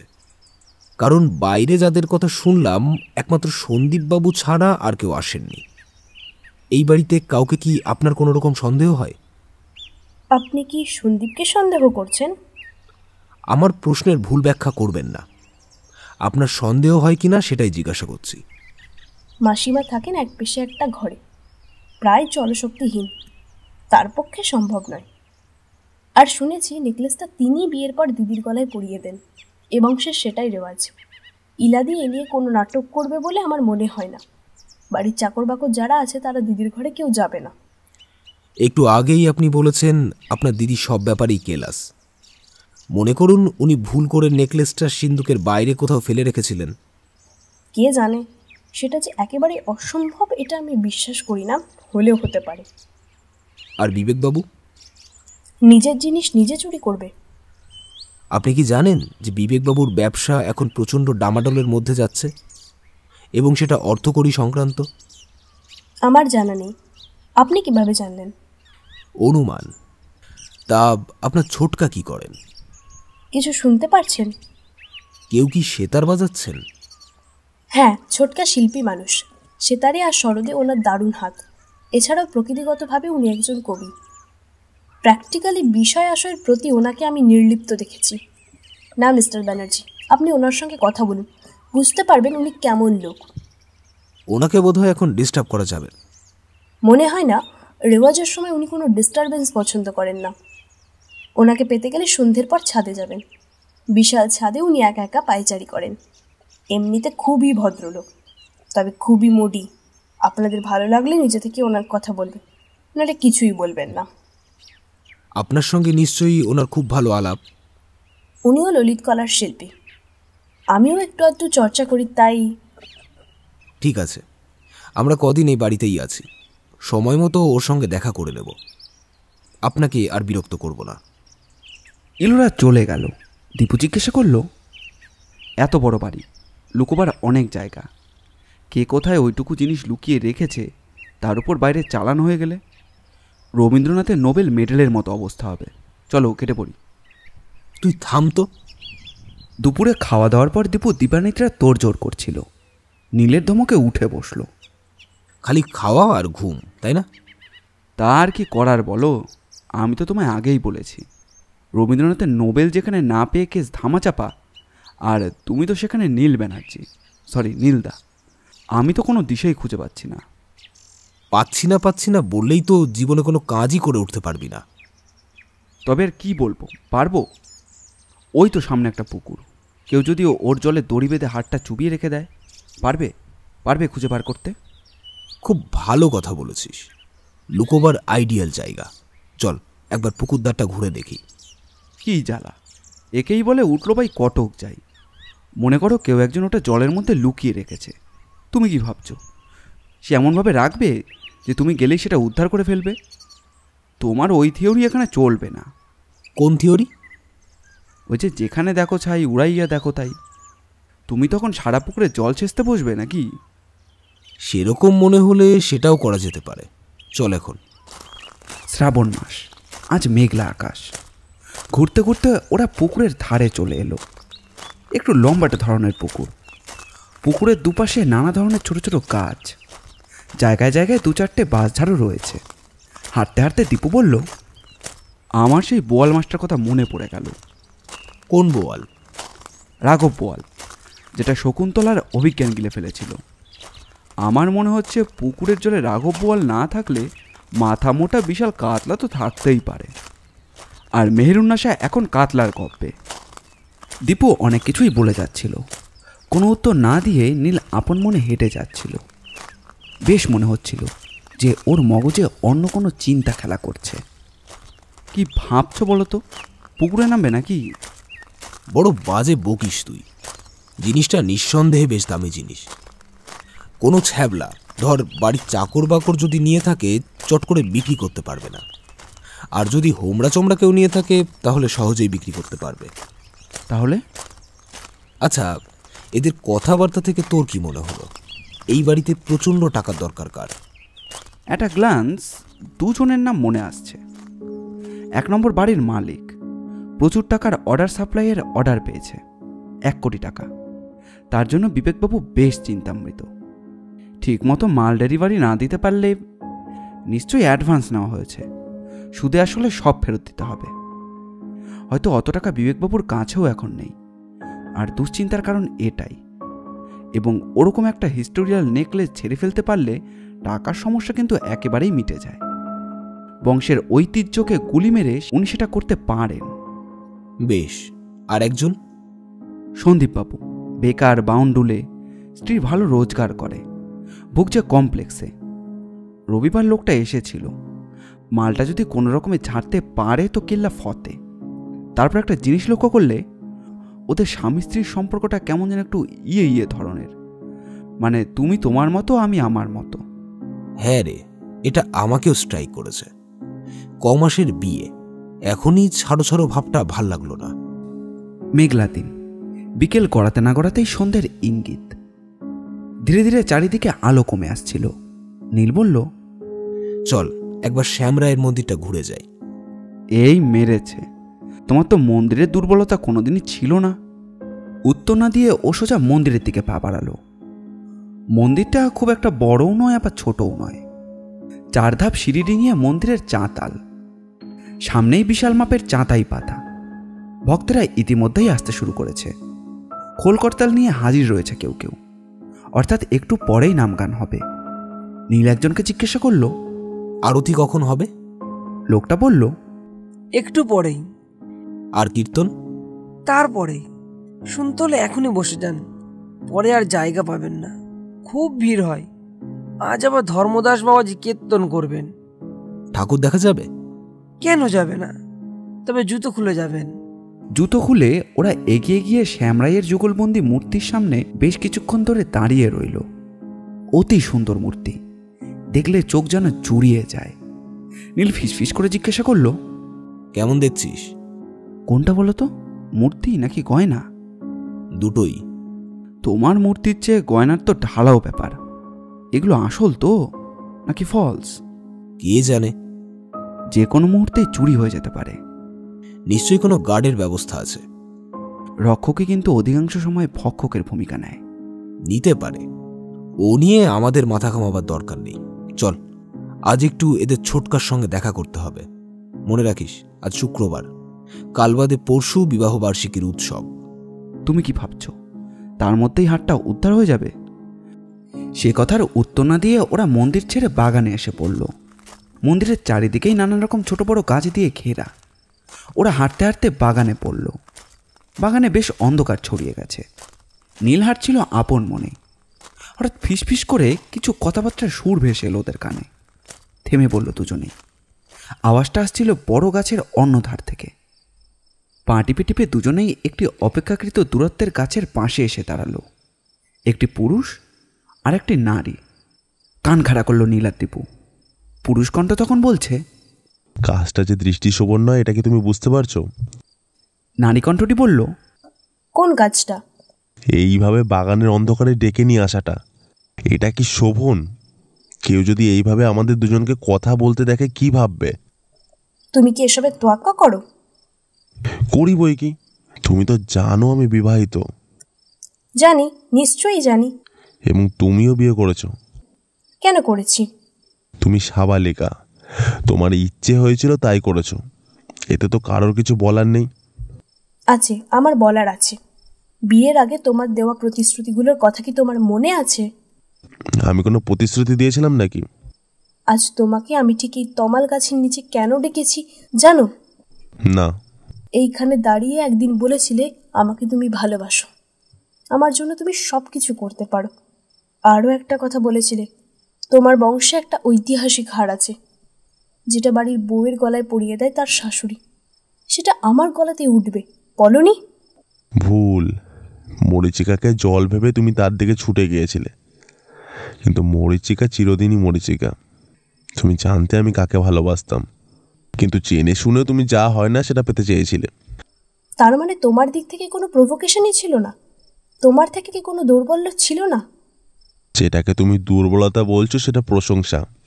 একটা কথা আমি বলেছিলাম, তোমার সঙ্গে যদি আমার আগে দেখা হতো তাহলে হয়তো জীবনের ধারাটা পাল্টে যেত। তাহলে? আরও একটা কথা শুনে রাখো, একদম সত্যি কথা, যাকে আমি বিয়ে করেছি তাকে আমি পৃথিবীর সব মেয়ের চেয়ে ভালোবাসি। সামান্য সময়ের নীরবতা। ছেলেটি আবার বলল, আজ আর তোমার মুখে কিন্তু এসব কথা মানায় না। তুমি আর একজনের স্ত্রী। কেন কেন তবে তুমি তাকে বিয়ে করলে? জ্বালাই, না পাওয়ার জ্বালাই। যখনই দেখতাম আমার চোখের সামনে দিয়ে তুমি প্রেমের তুফানে ভেসে চলেছ, তোমাকে পাল্টা জ্বলাবার জন্য একটা অপদার্থ ছেলেকে বিয়ে করেছিলাম বেপরোয়া জীবন কাটাবার জন্য। এটা তোমার ভুল। ও খুব ভালো ছেলে, তুমি ওকে নিয়ে পুতুল খেলা খেলছো। এটাও তোমার ভুল। তুমি কি জানো, যাকে তোমার খুব ভালো ছেলে বলে মনে হচ্ছে সে তো আমার আর তোমার অসাক্ষাতে তোমার প্রিয়তমা স্ত্রীর সঙ্গে। Shut up. আমি দুজনকেই চিনি, প্লিজ আর নিজেকে ছোট করো না। তোমার অবহেলার জন্য সে আজ বোহেমিয়ার লাইফ লিড করে।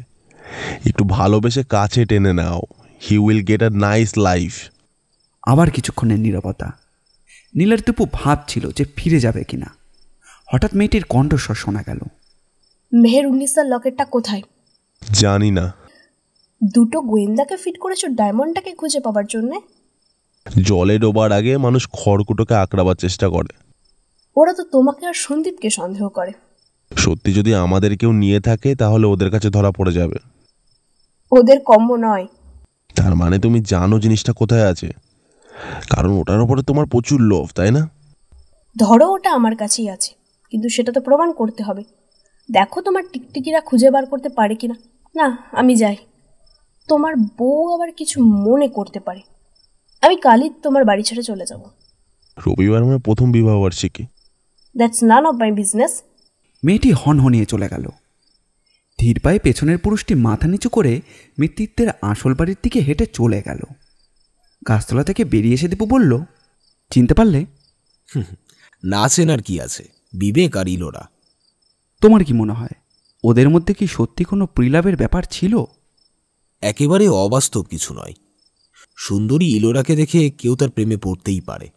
হয়তো বিবেক তার দুর্বলতা দেখিয়েছিল, ইলোরা তাতে মজেছিল। তারপর ঘটনার গতি অন্যদিকে ঘুরে যায়। বিবেক ইলাকে বিয়ে করে এবং সেটা সে স্পষ্টই জানিয়ে দিল ইলোরা নয়, ইলাকে সে ভালোবাসে। ভয়টা কি জানিস? প্রতারিত মেয়েরা হয় উদাসীন হয়ে যায়, নয়তো অত্যন্ত ডেসপারেট হয়ে কিছু একটা জঘন্য কিছু করে বসে। সত্যি কি ইলোরার কাছে মেহেরুন্নিসা জমা পড়ে আছে? এখনই ডেফিনিট কিছু বলার সময় আসেনি, তবে ঠিক আছে। আর তো মাত্র 2 দিন, শনিবার আর রবিবার। অঞ্জনবাবুর সঙ্গে একবার দেখা হওয়া দরকার, আজ নয়তো কাল। শনিবার দুপুর নাগাদ হইচই করে 4 বন্ধু এসে হাজির হয়ে গেল। সন্দীপ বসু তো আছেই, তার সঙ্গে সনৎ সেন, জয়ন্ত রায় আর মাথুর চক্রবর্তী। সবাই বিবেকের বন্ধু, সকলেই আমন্ত্রিত অতিথি। বিবেক ওদের নিয়ে এসে একটি ঘরে বসালো। কিরে, তোর আগে শুধু নিমন্ত্রণ খাবার জন্য এলি? আজ্ঞে না ব্রাদার, শুধু নেমন্তন্ন খেতে এলে রবিবার সকালেই আসতাম, কিন্তু আমরা এসেছি 24 ঘন্টা আগে। সঙ্গে মালের বোতল আছে। তোর গেস্ট হাউস খুলে দিবি, দরকার মতো খাবার সাপ্লাই করবি। আমরা তোদের ডিস্টার্ব করবো না, তোরাও আমাদের ডিস্টার্ব করবি না, আর অযথা জ্ঞান দিবি না। কিন্তু ছোটকা আছে তো। সে তো শোনায় সোহাগা। বাবা, তোর কাকাকে দেখলে মনে হয় যে শান্তশিষ্ট, ভাজা মাছটা উল্টে খেতে জানে না, কিন্তু আসরে বসলে উনি হচ্ছেন দেবরাজ ইন্দ্র। পেটটা যেন মদের পিপে। আমরা ফ্ল্যাট হয়ে যাব, কিন্তু উনি পাই টলবে না। হেঁটে নিজের ঘরে গিয়ে সেতারের বোল তুলবেন। তা ছোটকা এখন কোথায়? নিজের ঘরে বাজাচ্ছেন। সত্যিকারের সাধক মানুষ। কখন দেখা হবে রে? ব্যস্ত হতে হবে না, চলে আসবেন। তোরা আপাতত খাওয়া দাওয়া কর, দয়া করে দুপুর থেকে সাঁটাতে আরম্ভ করিস না যেন। বিবেক একপাশে বসেছিল, ওকে বেশ অন্যমনস্ক লাগছিল, খুব গভীরভাবে ভেবে চলেছে কিছু। হঠাৎ ওর ইলোরার কথাটা মনে পড়ে গেল। নীল ব্যানার্জি নাকি দুজনকে সন্দেহ করছেন, একজন সে আর আরেকজন সন্দীপ। কি ভাবছিস রে বিবেক? মথুর কখন যেন উঠে এসে দাঁড়িয়েছে ওর পাশে। Anything wrong? না, কিছু না। কিছু তো বটেই। তা তোর ব্যবসার খবর কি? অর্ডার সাপ্লাইয়ের কাজ এগোচ্ছে? হ্যাঁ, এগোচ্ছে। তোরা বস, আমি একটু ওপাশটা দেখি। রামদাস ঘরে ঢুকলো একরাশ খাবার আর চায়ের ট্রে হাতে। দরজাটা ভেজানোই ছিল, ভেতর থেকে সেতারের ঝংকার শোনা যাচ্ছে। টুকটুক করে দরজায় শব্দ তুলল নীল। সামান্য পরেই বাজনার আওয়াজ থামল। কে? আমরা বিবেকবাবুর বন্ধু, দেখা করতে এসেছিলাম। একটু পরেই দরজা খুলল। দেবকান্তি চেহারা, ধপধপে রং, মাথার চুলটা এলোমেলো, তীক্ষ্ণ নাশা, সবুজ রঙের লম্বা ঝুলের পাঞ্জাবি আর পাজামা, এক কথায় অভিজাত্যপূর্ণ উপস্থিতি। ভদ্রলোকের মুখে মিষ্টি হাসির ছোঁয়া। হ্যাঁ বলুন। দ্বিরুক্তি না করে নীল পকেট থেকে ওর কার্ডটা এগিয়ে দিল। বসার অনুমতি পাওয়া যাবে? অঞ্জনবাবু হো হো করে হেসে উঠে বললেন, মিত্র বাড়িতে এসে কেউ কখনো অসৎ ব্যবহার পেয়েছে এটা এখনো শুনিনি। আসুন, ভেতরে আসুন। ঘরে ঢুকেই সামান্য একটু অবাক হওয়া। কোথাও কোনো ঠাঁট বাটের চিহ্ন নেই, বড়লোকি কোনো ফ্যাশনও নেই। একটা চৌকি, তাতে ফরাস পাতা, রঙিন একটা চাদর, আর তার চারপাশে ছড়ানো ছিটানো রয়েছে নানা রকমের বাদ্য। সেতার আছে, সরোদ আছে, তবলা আছে, হারমোনিয়াম আছে, বেহালা আছে, এমনকি তার সানাইও। চেয়ারের তেমন কোনো বালাই নেই, চারপাশটা নৌকো ধরনের মোড়া এদিক ওদিক ছড়ানো। ঘরের দেওয়ালে রয়েছে কয়েকজনের পেন্টিংস, হয়তো পূর্বপুরুষদের। অঞ্জন বললেন, অতিথি আপ্যায়নের মতো কোনো অস্বভাব আমার ঘরে নেই, সেটা নিশ্চয়ই দেখতে পেয়েছেন।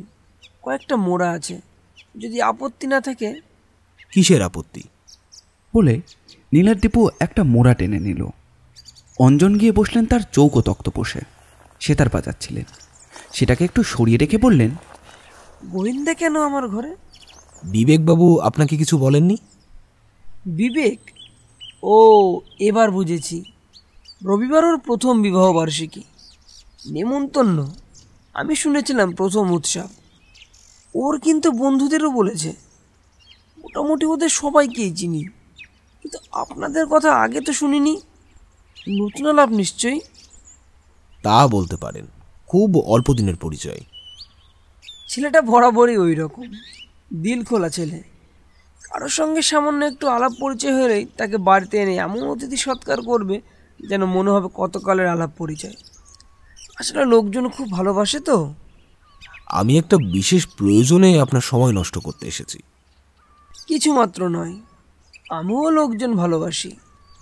বিবেকের তবু অনেক বন্ধু বান্ধব আছে, আমার আবার সেটিও নেই। আমার বন্ধু এরা, যারা চট করে কথা বলে না, তবে একটু টোকা দিলে এমন সব কথা বলে এমন জায়গায় নিয়ে যাবে যে জায়গাটায় আবার সবাই চট করে পৌঁছতে পারে না। ঠিক আছে, আপনার কথা শুনবো। আগে বলুন কি খাবেন? আমরা খেয়ে এসেছি। আপনার ভাইপোর এসব ব্যাপারে প্রখর দৃষ্টি। হ্যাঁ, এটাই বংশের রীতি। বেশ, বলুন, আপনার কথাই আগে শুনবো। আপনাদের তো 51বর্তী সংসার। 51বর্তী? কি বলছেন মশাই? আমার আবার সংসার কোথায়? বৌদির সংসারে আমি প্রতিফলিত হচ্ছি। বিবেক আমার ভাইপো। আমাদের রিলেশনটা কিন্তু অন্যরকম, প্রায় বন্ধুর মতো। আমার চেয়েও মাত্র বছর 10 ছোট। কিন্তু হঠাৎ এ প্রশ্ন করলেন কেন? কারণ আপনি কি জানেন এই পরিবারে একটা অঘটন ঘটে গেছে? অঘটন? তার মানে? আপনাদের মিত্র পরিবারে একটা মূল্যবান বস্তু ছিল। ছিল মানে? এখন নেই, তাই ছিল বলছি। হোয়াট? নেই মানে? মেয়ের 19 হীরের লকেট? এই পরিবারের একটা সম্পদ, গর্ব করার মতো ব্যাপার, লোককে বুক ফুলিয়ে বলার মতো ব্যাপার। তার মানে আরো অনেক লোককে এই হারের কথা বলেছেন? আমার বলা না বলায় কিছু এসে যায় না। এটা প্রায় প্রবাদের মতো। অনেকেই জানে ওই হীরের হারের কথা। আর এটা এক পুরুষের সম্পদ নয়, প্রায় 450 বছরের পুরনো একটা ইতিহাস ওই হারের সঙ্গে জড়িয়ে আছে। কিন্তু সেটা নেই, এটা আপনি জানলেন কিভাবে? আমার কার্ডটা তো আপনি দেখলেন, কিছু আজ করতে পারেন? I C. বিবেক আপনাকে ডেকে এনেছে সে হারের অনুসন্ধানের জন্য? হ্যাঁ মিস্টার মিত্র। আশ্চর্য, সত্যিই আশ্চর্য। এত বড় একটা ঘটনা ঘটে গেছে, সেটা বিবেক আমাকে জানালো না। এমনকি আপনাকে ডাকা হয়েছে সেটাও আমাকে জানানোর প্রয়োজন বোধ করে না। সেতারটা ওনার পাশেই শোয়ানো ছিল। সেটা তারের হাত ছোঁয়াতে ছোঁয়াতে অঞ্জন অনুতাপের সুরে বললেন, আমার দাদা যখন মারা যান, বিবেক তখন মাত্র 10 বছরের ছেলে। ওর মা মানে আমার বৌদি চিরদিনই অসুস্থ। নানান ব্যাধিতে তিনি প্রায় শয্যাগত, আজও তাই। আমার দুটো হাত ধরে দাদা বলে গিয়েছিলেন যেন বিবেককে আমি দেখি। আমি আমার কথা রেখেছি। আমার প্রকৃতির বাইরে গিয়ে দাদার ব্যবসা আমি সামলেছি, ওর বিয়ে দিয়েছি। এখন ও একজন সফল ব্যবসায়ী, নিজেই সংসারের সব দায়িত্ব নিয়েছে। তাই আমি আরও বেশি করে আমার সঙ্গীতের জগতে ডুবে আছি। তাই বলে হারটা কি চুরি হয়ে গেছে? বিবেকবাবু বা ইলা দেবীর তো সেই রকমই অনুমান। But how? ওটা তো ছিল লকারে। গত শনিবার ওটা লকার থেকে আনা হয়েছিল। কেন? আগামী রবিবার ওনাদের প্রথম বিবাহ বার্ষিকী। ও মা, এরই মধ্যে একটা বছর কেটে গেল। মনে হচ্ছে এই তো সেদিনের কথা। বেশ, তা না হয় নিয়ে এসেছে। ওটা তো ইলা মায়েরই সম্পত্তি। কিন্তু এটা হলো কিভাবে? নিলটাকে? সেটা জানার জন্যই তো আমার আশা। আর আশা? অনেক পুরুষ ধরে আমরা এই দুর্লভ বস্তুটি সজাগ পাহারায় প্রায় নজরবন্দি করে রেখেছিলাম। আমাদের অনেক শরিকদের মধ্যে অনেক ঈর্ষা, অনেক ঝগড়াঝাটি, প্রত্যেকেরই লোভ। গত বছরে বিবেকের বিয়ের দিন আমার বৌদি ইলার গলায় ওইটা পরিয়ে দিয়েছিলেন। তারপর আমি জোর করে ওটাকে আর বাড়িতে না রেখে লকারে রাখার বন্দোবস্ত করে দিই। ব্যাস, সেটা চলে গেল। বৌমা ভালো করে সব খুঁজে দেখেছেন তো? হ্যাঁ, দেখেছে। এর মধ্যে কি বাইরের কোনো লোকজন এসেছিলেন? কেন, আপনি কোনো খবর রাখতেন না? যেদিন থেকে বিবেকের হাতে ব্যবসা বাণিজ্য, বাড়ি ঘর দোর, সংসার সব কিছু দায়িত্ব তুলে দিয়েছি, সেদিন থেকে সংসার থেকেও আমি এক সন্ন্যাসী। নিজের এই ছোট্ট সুর আর সঙ্গীতের জগৎ ছাড়া আর সব কিছু থেকেই নিজেকে সরিয়ে নিয়েছি। তাই কে আসছে যাচ্ছে তার কোনো খবরই রাখি না। কিছু মনে করবেন না যদি একটা প্রশ্ন করি? বিন্দুমাত্র না, করুন। আপনার কি প্রশ্ন? সংসারের প্রতি এত বৈরাগ্য কেন? কোথায় বৈরাগ্য? সংসারেই তো আছে। তবে হ্যাঁ, টাকা করি, ধন দৌলত, বিষয় আশায় কোনো কিছুর প্রতি আমার কোনো লোভ নেই। এগুলোকে আমার অতি তুচ্ছ মনে হয়। আমার জগৎ এক অতীন্দ্রিয় জগৎ। আমি সুরের মধ্যে দিয়ে ঈশ্বরের সাধনা করে চলেছি। এইভাবে আমি একদিন তাকে উপলব্ধি করব। কথা বলতে বলতে ভদ্রলোকের মধ্যে একটু বিভোর অনুভূতি এসেছিল। মাথা নিচু করে উনি কিছুক্ষণ বসে রইলেন। তারপর হঠাৎই সজাগ হয়ে জিজ্ঞাসা করলেন, খোঁজ নিয়েছেন কি এর মধ্যে বাইরের কোনো লোক এসেছিল কিনা, বা তারা বৌমার ঘরে গিয়েছিল কিনা? দুজন এসেছেন। একজন সন্দীপ, ইলোরার হাজব্যান্ড। সন্দীপ? হো, আর? ইলোরা দেবী। আপনার কি ওদের কোনো সন্দেহ হয়? সন্দীপের কথা আমি ঠিক বলতে পারবো না। ছোকরা একটু হামওয়ার্ক, রোজগার পাতি কিছু নেই। বিবেক আর বৌমার কাছে আসে, বিশেষ করে বৌমার কাছে। এককালে নাকি ওরা বন্ধু ছিল। না, সন্দীপকে ঠিক সন্দেহ না করলেও বিশেষ জায়গাটা ফাঁক রয়েছে। কিছু বলা দুষ্কর। তবে ইলোরা... হ্যাঁ, বলুন। অসম্ভব। ইলোরা মাকে আমি চিনি। এখানে এলে সে আমার কাছে আসে। গান আর সুরতাল নিয়ে কত কথা হয় ওর সঙ্গে। না মিস্টার ব্যানার্জি, ও হচ্ছে শিল্পী।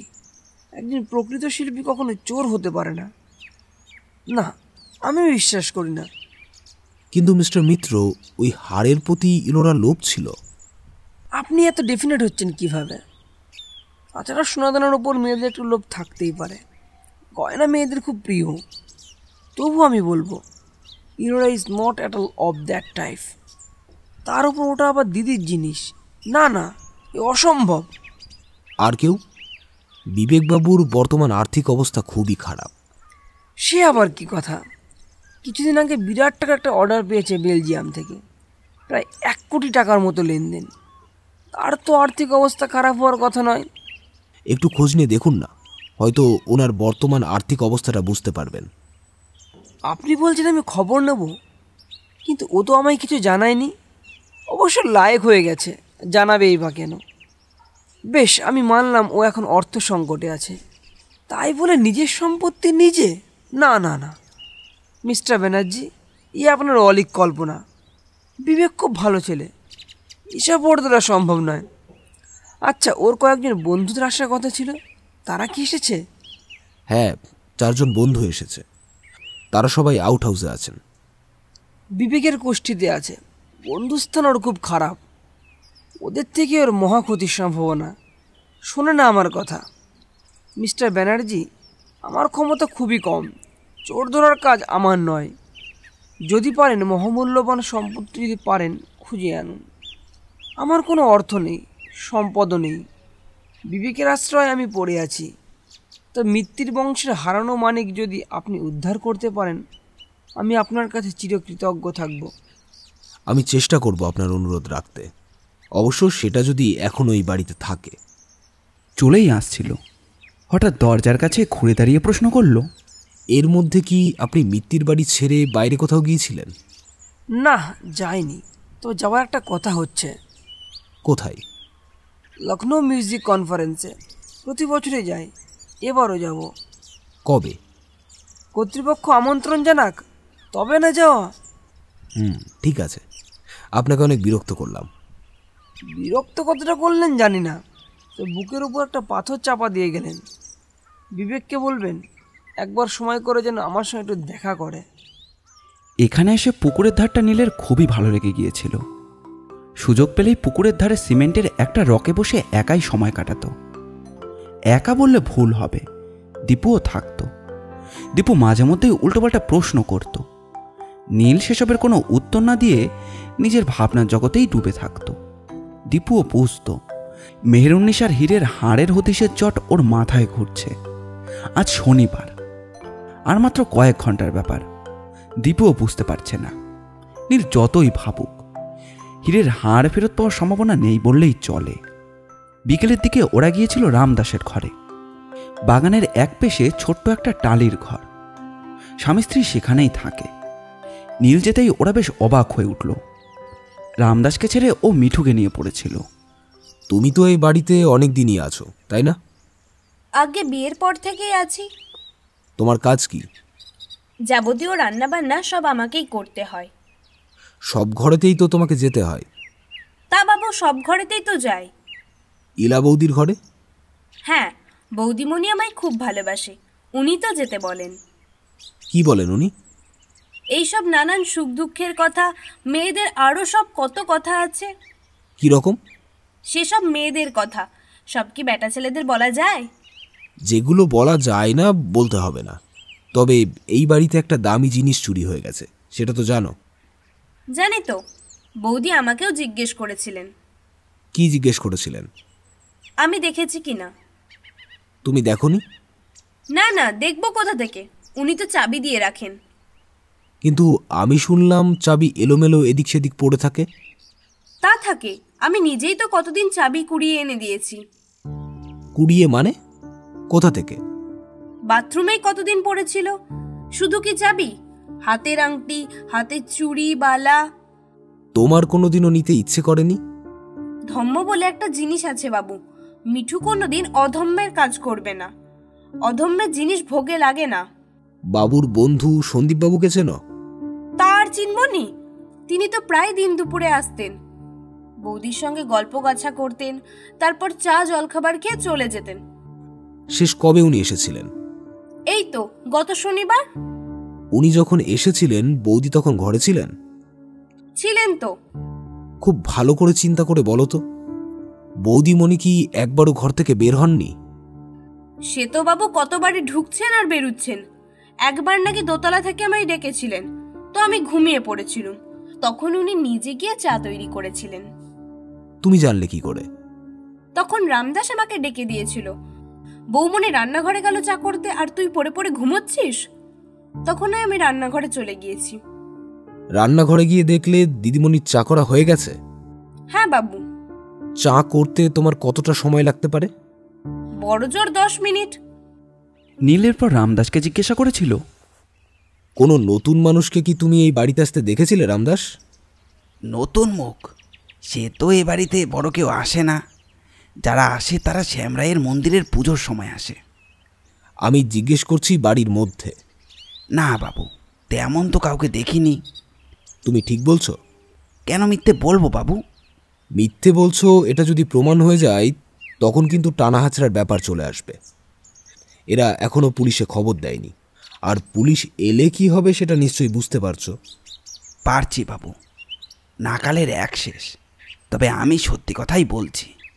তারপর পুকুর পার, একা একা অনেক টাকাটা ছেঁড়া, অনেক ভাবনা চিন্তা।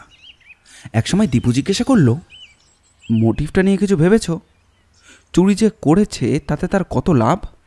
সাধারণ কেউ নিলে তার পক্ষে বাজারে বিক্রি করা সম্ভব নয়, ধরা পড়ে যাবে। আমি ভাবছি অন্য কথা। কি? এই মুহূর্তে কার অনেক টাকার দরকার বলতো? দুজনের। যেমন সন্দীপ বসু আর বিবেক মিত্র। একজনের টাকার অভাবে বউয়ের কাছে পাত্তা পায় না, আর অন্যজন তার দরকার প্রচুর টাকা, নইলে ব্যবসা তো যাবেই, ঋণের দায়ে জেলও খাটতে হয়। এর মধ্যে তোর কাকে বেশি সন্দেহ হয়? যার বেশি সুযোগ। সুযোগ তো দুজনেরই আছে। সন্দীপেরও সুযোগ ছিল, আর বিবেকের তো অফুরন্ত সুযোগ। আর সন্দেহ? সন্দেহের তীরটা বেশি জোর ছুটছে বিবেকের দিকে। কিছু না হলেও ইমিডিয়েট 25 লক্ষ টাকা অ্যাডভান্স ফেরত দিতে হবে। ডেলিভারি দেওয়া রিজেক্টেড ব্যাগগুলো দেশে ফিরিয়ে আনতে হবে। জানি না এদের কত টাকা ক্যাশ আছে, কিন্তু কিন্তু দুটো লাভ অ্যাফেয়ার্সের গন্ধ পাচ্ছি। ইলোরা বিবেক আর ইলা সন্দীপ, তাই তো? অন্তত সেদিন বাগানের মধ্যে বিবেক আর ইলোরার বাতচিত শুনে তো তাই মনে হলো। কিন্তু ইলাকে সুখে থাকতে ভূতে কিলোবে কেন? বিবেককে ছেড়ে সে ইলোরার হাজব্যান্ডের সঙ্গে? এই সময় প্রায় হন্তদন্ত হয়ে আসতে দেখা গেল শ্যামলাহাকে। তার হাতে একটা বাজারের ব্যাগ, পেছনে আরও একজন, তারও হাতে মাল বোঝাই ব্যাগ। হাওয়া খাচ্ছেন? খুব ভালো। এমন নির্মল বাতাস আপনাদের কলকাতায় পাবেন না। বসুন, আমি আপনাদের জন্য চা পাঠিয়ে দিচ্ছি। শ্যামলাহা চলে যাচ্ছিলেন, নীলই ওকে ডাকলো। মিস্টার লাহা। হ্যাঁ স্যার, বলুন। একটু বসার সময় হবে? কেন হবে না স্যার? বলেই নিজের হাতের ব্যাগটা পেছনের লোকটির হাতে দিয়ে বলল, রান্নাঘরে নিয়ে রাখ, আমি আসছি। আর 2 কাপ, না 3 কাপ, 3 কাপ চা করে নিয়ে আয়। লোকটি চলে যাওয়ার পর নীল জিজ্ঞাসা করলো, হারটা কে নিতে পারে বলুন তো? আদার ব্যাপারী জাহাজের কোচ কি করে রাখি বলুন তো? না, তবুও একটা সন্দেহ তো থাকতে পারে। আপনি দীর্ঘদিনের লোক, ম্যানেজার বলে কথা। স্যার, ম্যানেজার নামেই, বলুন বাজার সরকার। আর আপনাদের মতো গেস্ট এলে তাদের স্টেশন থেকে নিয়ে আসা, এই তো আমার দৌড়। আপনার ছেলে মেয়ে কটি? আজ্ঞে দুটিই মেয়ে। বিবাহযোগ্যা? আজ্ঞে হ্যাঁ। এরা কি রকম মাইনে টাইনে দেয় আপনাকে? মাইনের কথা জিজ্ঞাসা করছি বলে আবার কিছু মনে করবেন না। কিচ্ছু না। বড় লোকের বাজার সরকারের কী বা মাইনে হতে পারে, লোকের কাছে বলতে নিজেরই লজ্জা লাগে। কিন্তু মেয়েদের বিয়ে? ওপরওয়ালা আছেন, যা ব্যবস্থা তিনিই করবেন। মেয়েরা আমার সুন্দরী, শাখাসূত্রের ব্যবস্থা একটা হয়ে যাবে। বাড়ির মধ্যে যাবার উপায় আছে? ওই রান্নাঘর আর বৈঠকখানা পর্যন্ত। এদিকে শ্যামরায়ের মন্দির। একবার বাবুকে বলেছিলাম ওনার ব্যাগের কোম্পানিতে যদি কোনো ব্যবস্থা করা যায়। হবে না, বাবু বললেন তাহলে এদিকে কে দেখবে। আচ্ছা, কোনো রকমে যদি হীরের ওই দামি হারটা আপনার হাতে এসে যেত, কি করতেন? ধুমধাম করে মেয়ের বিয়ে দিতেন? স্যার, আপনি আমাকে পরীক্ষা করছেন? করুন, তবে একটা কথা শুনুন। অভাবের স্বভাব নষ্ট হয় সেটা জানি, কিন্তু স্বভাব নষ্ট করতে গেলে সাহসের দরকার। আমি গিয়েও ছাপোষা লোক। হাটটা কি, কেমন দেখতে কিছুই জানি না। ওটা নিয়ে আমি কোথায় যাব? শ্যাকরার দোকানে? শ্যাকরা আমায় চেনে, নুন আনতে পান্তা ফুরোয়। আমাকে দোকানে বসিয়ে রেখে সোজা থানায় খবর দেবে। স্যার, আমাকে জেলের ভাত খেতে হবে, আর বউ বাচ্চারা না খেতে পেয়ে মরবে। আপনি ভুল জায়গায় ঠোকাঠুকি করছেন। ঠিক আছে, সবার সঙ্গেই কথা বলেছি, আপনার সঙ্গেও বললাম। কিছু মনে করবেন না। আর একটা প্রশ্ন করব। করুন, যত ইচ্ছে করুন। এদের তো অনেক শরিক আছে। আছে, তবে তারা খুব বড় একটা আসে না। তবে একজন আসে। কে? এদের মেজ কর্তার ছেলে। কেন আসেন কিছু আন্দাজ করতে পারেন? দুধেল গাভীটিকে হাতাবার ধান্দায়। এর মধ্যে এসেছিলেন? একদিন এসেছিলেন, কাল তো ওনারও নেমন্তন্ন। আসবেন, তখনই দেখতে পাবেন। ঠিক আছে, আপনি এবার আসুন। শ্যামলাহা হৃষ্টপুষ্ট শরীর তুলিয়ে চলে গেলেন। কিছুক্ষণ সেই দিকেই তাকিয়ে থাকতে থাকতে নীল হঠাৎ বলল, অঞ্জন মিত্রের সেতারের হাতটা ভারী মিষ্টি, তাই না? তুমি কি ওর কাছে নাড়া বাঁধবে নাকি? এদিককার প্রবলেমটা সলভ করি, তারপরেই ভেবে দেখা যাবে। সেতারটা আমার খুব প্রিয় ইনস্ট্রুমেন্ট। আকাশ আজও মেঘলা, চাঁদের কোনো দেখা নেই। নাকি এখন ঘোর অমাবস্যা, কে জানে। নীল একাই ছাদে উঠেছিল মাথার জ্বর ছাড়ানোর জন্য। তবে ওর একটাই চিন্তা যে কাল ওদের অনুষ্ঠান, অনেকেই আসবে। আর সেই আসরে শ্রীমতী ইলামিত্রের কণ্ঠে সবাই দেখবে অমূল্য এক রত্নহার। কিন্তু অনেকেই জানে না যে সে হার খোয়া গিয়েছে। আর যে মুহূর্তে সবাই দেখবে যে ইলাদেবীর কণ্ঠে ঐতিহাসিক রত্নহার নেই, তখনই শোরগোল উঠবে। এখনও পর্যন্ত ও জানে না যে হারটা সত্যি এ বাড়িতে আছে কি না। ঘুরতে ঘুরতে হঠাৎই ওর মাথায় একটি বিদ্যুৎ চমক খেলে যায়, একটা ফ্ল্যাশ। ইয়েস, একমাত্র একটাই উপায় আছে। হার যদি এ বাড়িতে থাকে তাহলে সেটি বেরিয়ে আসবে, কিন্তু এজন্য দরকার একজনের সাহায্য। কিন্তু কে সে? ছাদটা বিশাল, এক প্রান্ত থেকে আর এক প্রান্ত কয়েকবার পায়চারি করলেই শান্ত ভ্রমণের কাজ দিয়ে দেয়। হঠাৎই ওর নজরে এলো ছাদের পশ্চিম দিকে আলসের কাছে কে একজন যেন দাঁড়িয়ে রয়েছে। কে ঠাউর করার আগেই শুনতে পেল গুনগুন করে একটা সুরের কলি ভেসে আসছে। ধীরে ধীরে সে এগিয়ে গেল ছায়ামূর্তির কাছে। যা ভেবেছিল ঠিক তাই, ইলোরা। আপনার গানের গলাটা সত্যিই দারুণ। মূর্তিটা মুখ ফেরালো, নীলকে চিনতে পেরে বলল, ছাদের নির্জন অন্ধকারে একটা মেয়ের গানের গলার প্রশংসা করাটাও কি আজকাল গোয়েন্দাদের কাজ? ম্যাডাম, সোজা ঘটনাকে অকারণে বাঁকালে সেটা তিক্ততার দিকে চলে যেতে পারে। ব্যাপারটা সহজভাবে নিন, আমার কোনো খারাপ উদ্দেশ্য নেই। শুনে সুখী হলাম। ম্যাডাম, গোয়েন্দা টোয়েন্দা বলে আপনি যতই আমায় উপহাস করুন না কেন, আমাদের কাজটা কিন্তু জটিলতা থেকে সরলতায় পৌঁছানো, যার জন্যে অনেক সময় আমাদের পাকও খাটতে হয়। আপনি ঠিক কি বলতে চাইছেন মিস্টার ব্যানার্জি? অত্যন্ত সহজ এবং সরল একটি কথা। সেটা কি? মেহেরুন্নিসার হারানো কণ্ঠহার উদ্ধার। আপনি কি মনে করেন সেটা আপনি উদ্ধার করতে পারবেন? যদি সেটা এখনো এই বাড়িতেই থাকে, তাহলে অন্তত একজন মানুষের সহযোগিতাই সম্ভব। কি বলতে চাইছেন আপনি? অনেক সময় সোজা আঙুলে ঘি ওঠে না। শুনেছি, তার জন্য জানি আঙুল বাঁকাতে হয়। হ্যাঁ, তাই। এখানে ওই কম্মটি কিভাবে হবে? তার আগে একটা প্রশ্ন করি, সঠিক উত্তর পাবো? প্রশ্নটাই আগে শুনি। সত্যিই আপনি এই হাড়ের ব্যাপারে কিছুই জানেন না? হাড়টা চুরি হয়ে গেছে, রাদার বলা যায় খুঁজে পাওয়া যাচ্ছে না। এর বেশি আর আমি কিছু জানি না। আপনার কনফেশনটা আমি সত্যি বলেই ধরে নিচ্ছি। সেটা আপনার ইচ্ছে। ওই হাড়ের ওপর আপনার কোনো একদিন একটা সুপ্ত বাসনা ছিল, অস্বীকার করবেন? কেউ একজন এমন একটা আশ্বাসের কথা শুনিয়েছিল। বিবেকবাবু। আপনি কিভাবে জানলেন? ম্যাডাম, আমি আরও অনেক কিছু জানি। কি জানি, কতটুকু জানি, সেগুলো আপনার না জানলেও আপনার কোনো ক্ষতিবৃদ্ধি হবে না। আর এটাও আন্দাজ করতে পারি, আজ আপনি কোনো কারণেই বুনো হাঁসের পেছনে ছোটেন না, কারণ আপনি আরও অনেক বেশি বাস্তববাদী। আপনি বড় হেয়ালি করছেন, স্পষ্ট বলুন, আমার বুঝতে সুবিধা হবে। আপনি একদিন মিত্র পরিবারের বিশেষ কেউ হতে পারতেন, ঘটনাচক্রে সেটা হয়ে ওঠেনি। মানুষ অনেক সময় যা চায় সেটা তার জীবনে নাও পেতে পারে, কিন্তু এই পরিবারটার ওপর আপনার ন্যূনতম একটা দরদ আছে। আপনি কিন্তু আবার হেয়ালি শুরু করছেন। না, আমি সম্ভাব্য পরিণতির দিকে এগোতে চাইছি। আপনি কি সেটা চান না? আপনি কি চান না বংশের ঐতিহ্যপূর্ণ একটা মূল্যবান বস্তু আবার তার জায়গায় ফিরে আসুক? যে কোনো স্বাভাবিক এবং সুস্থ মানুষ তাই চাইবে। কিন্তু আপনি দুজন মানুষকে ভয়ানকভাবে সাসপেক্ট করছেন, অথচ আপনি শিওর নন। আপনার কথার মানে সত্যিই আমার বোধগম্য হচ্ছে না। হবে, মন দিয়ে আমার কথাগুলো শুনুন। আমার একটা প্রস্তাব আছে আপনার কাছে, যেটা কেবলমাত্র আপনার আর আমার মধ্যে সীমাবদ্ধ থাকবে। আমি না বলা পর্যন্ত কাকপক্ষীতেও সেটা টের পাবে না।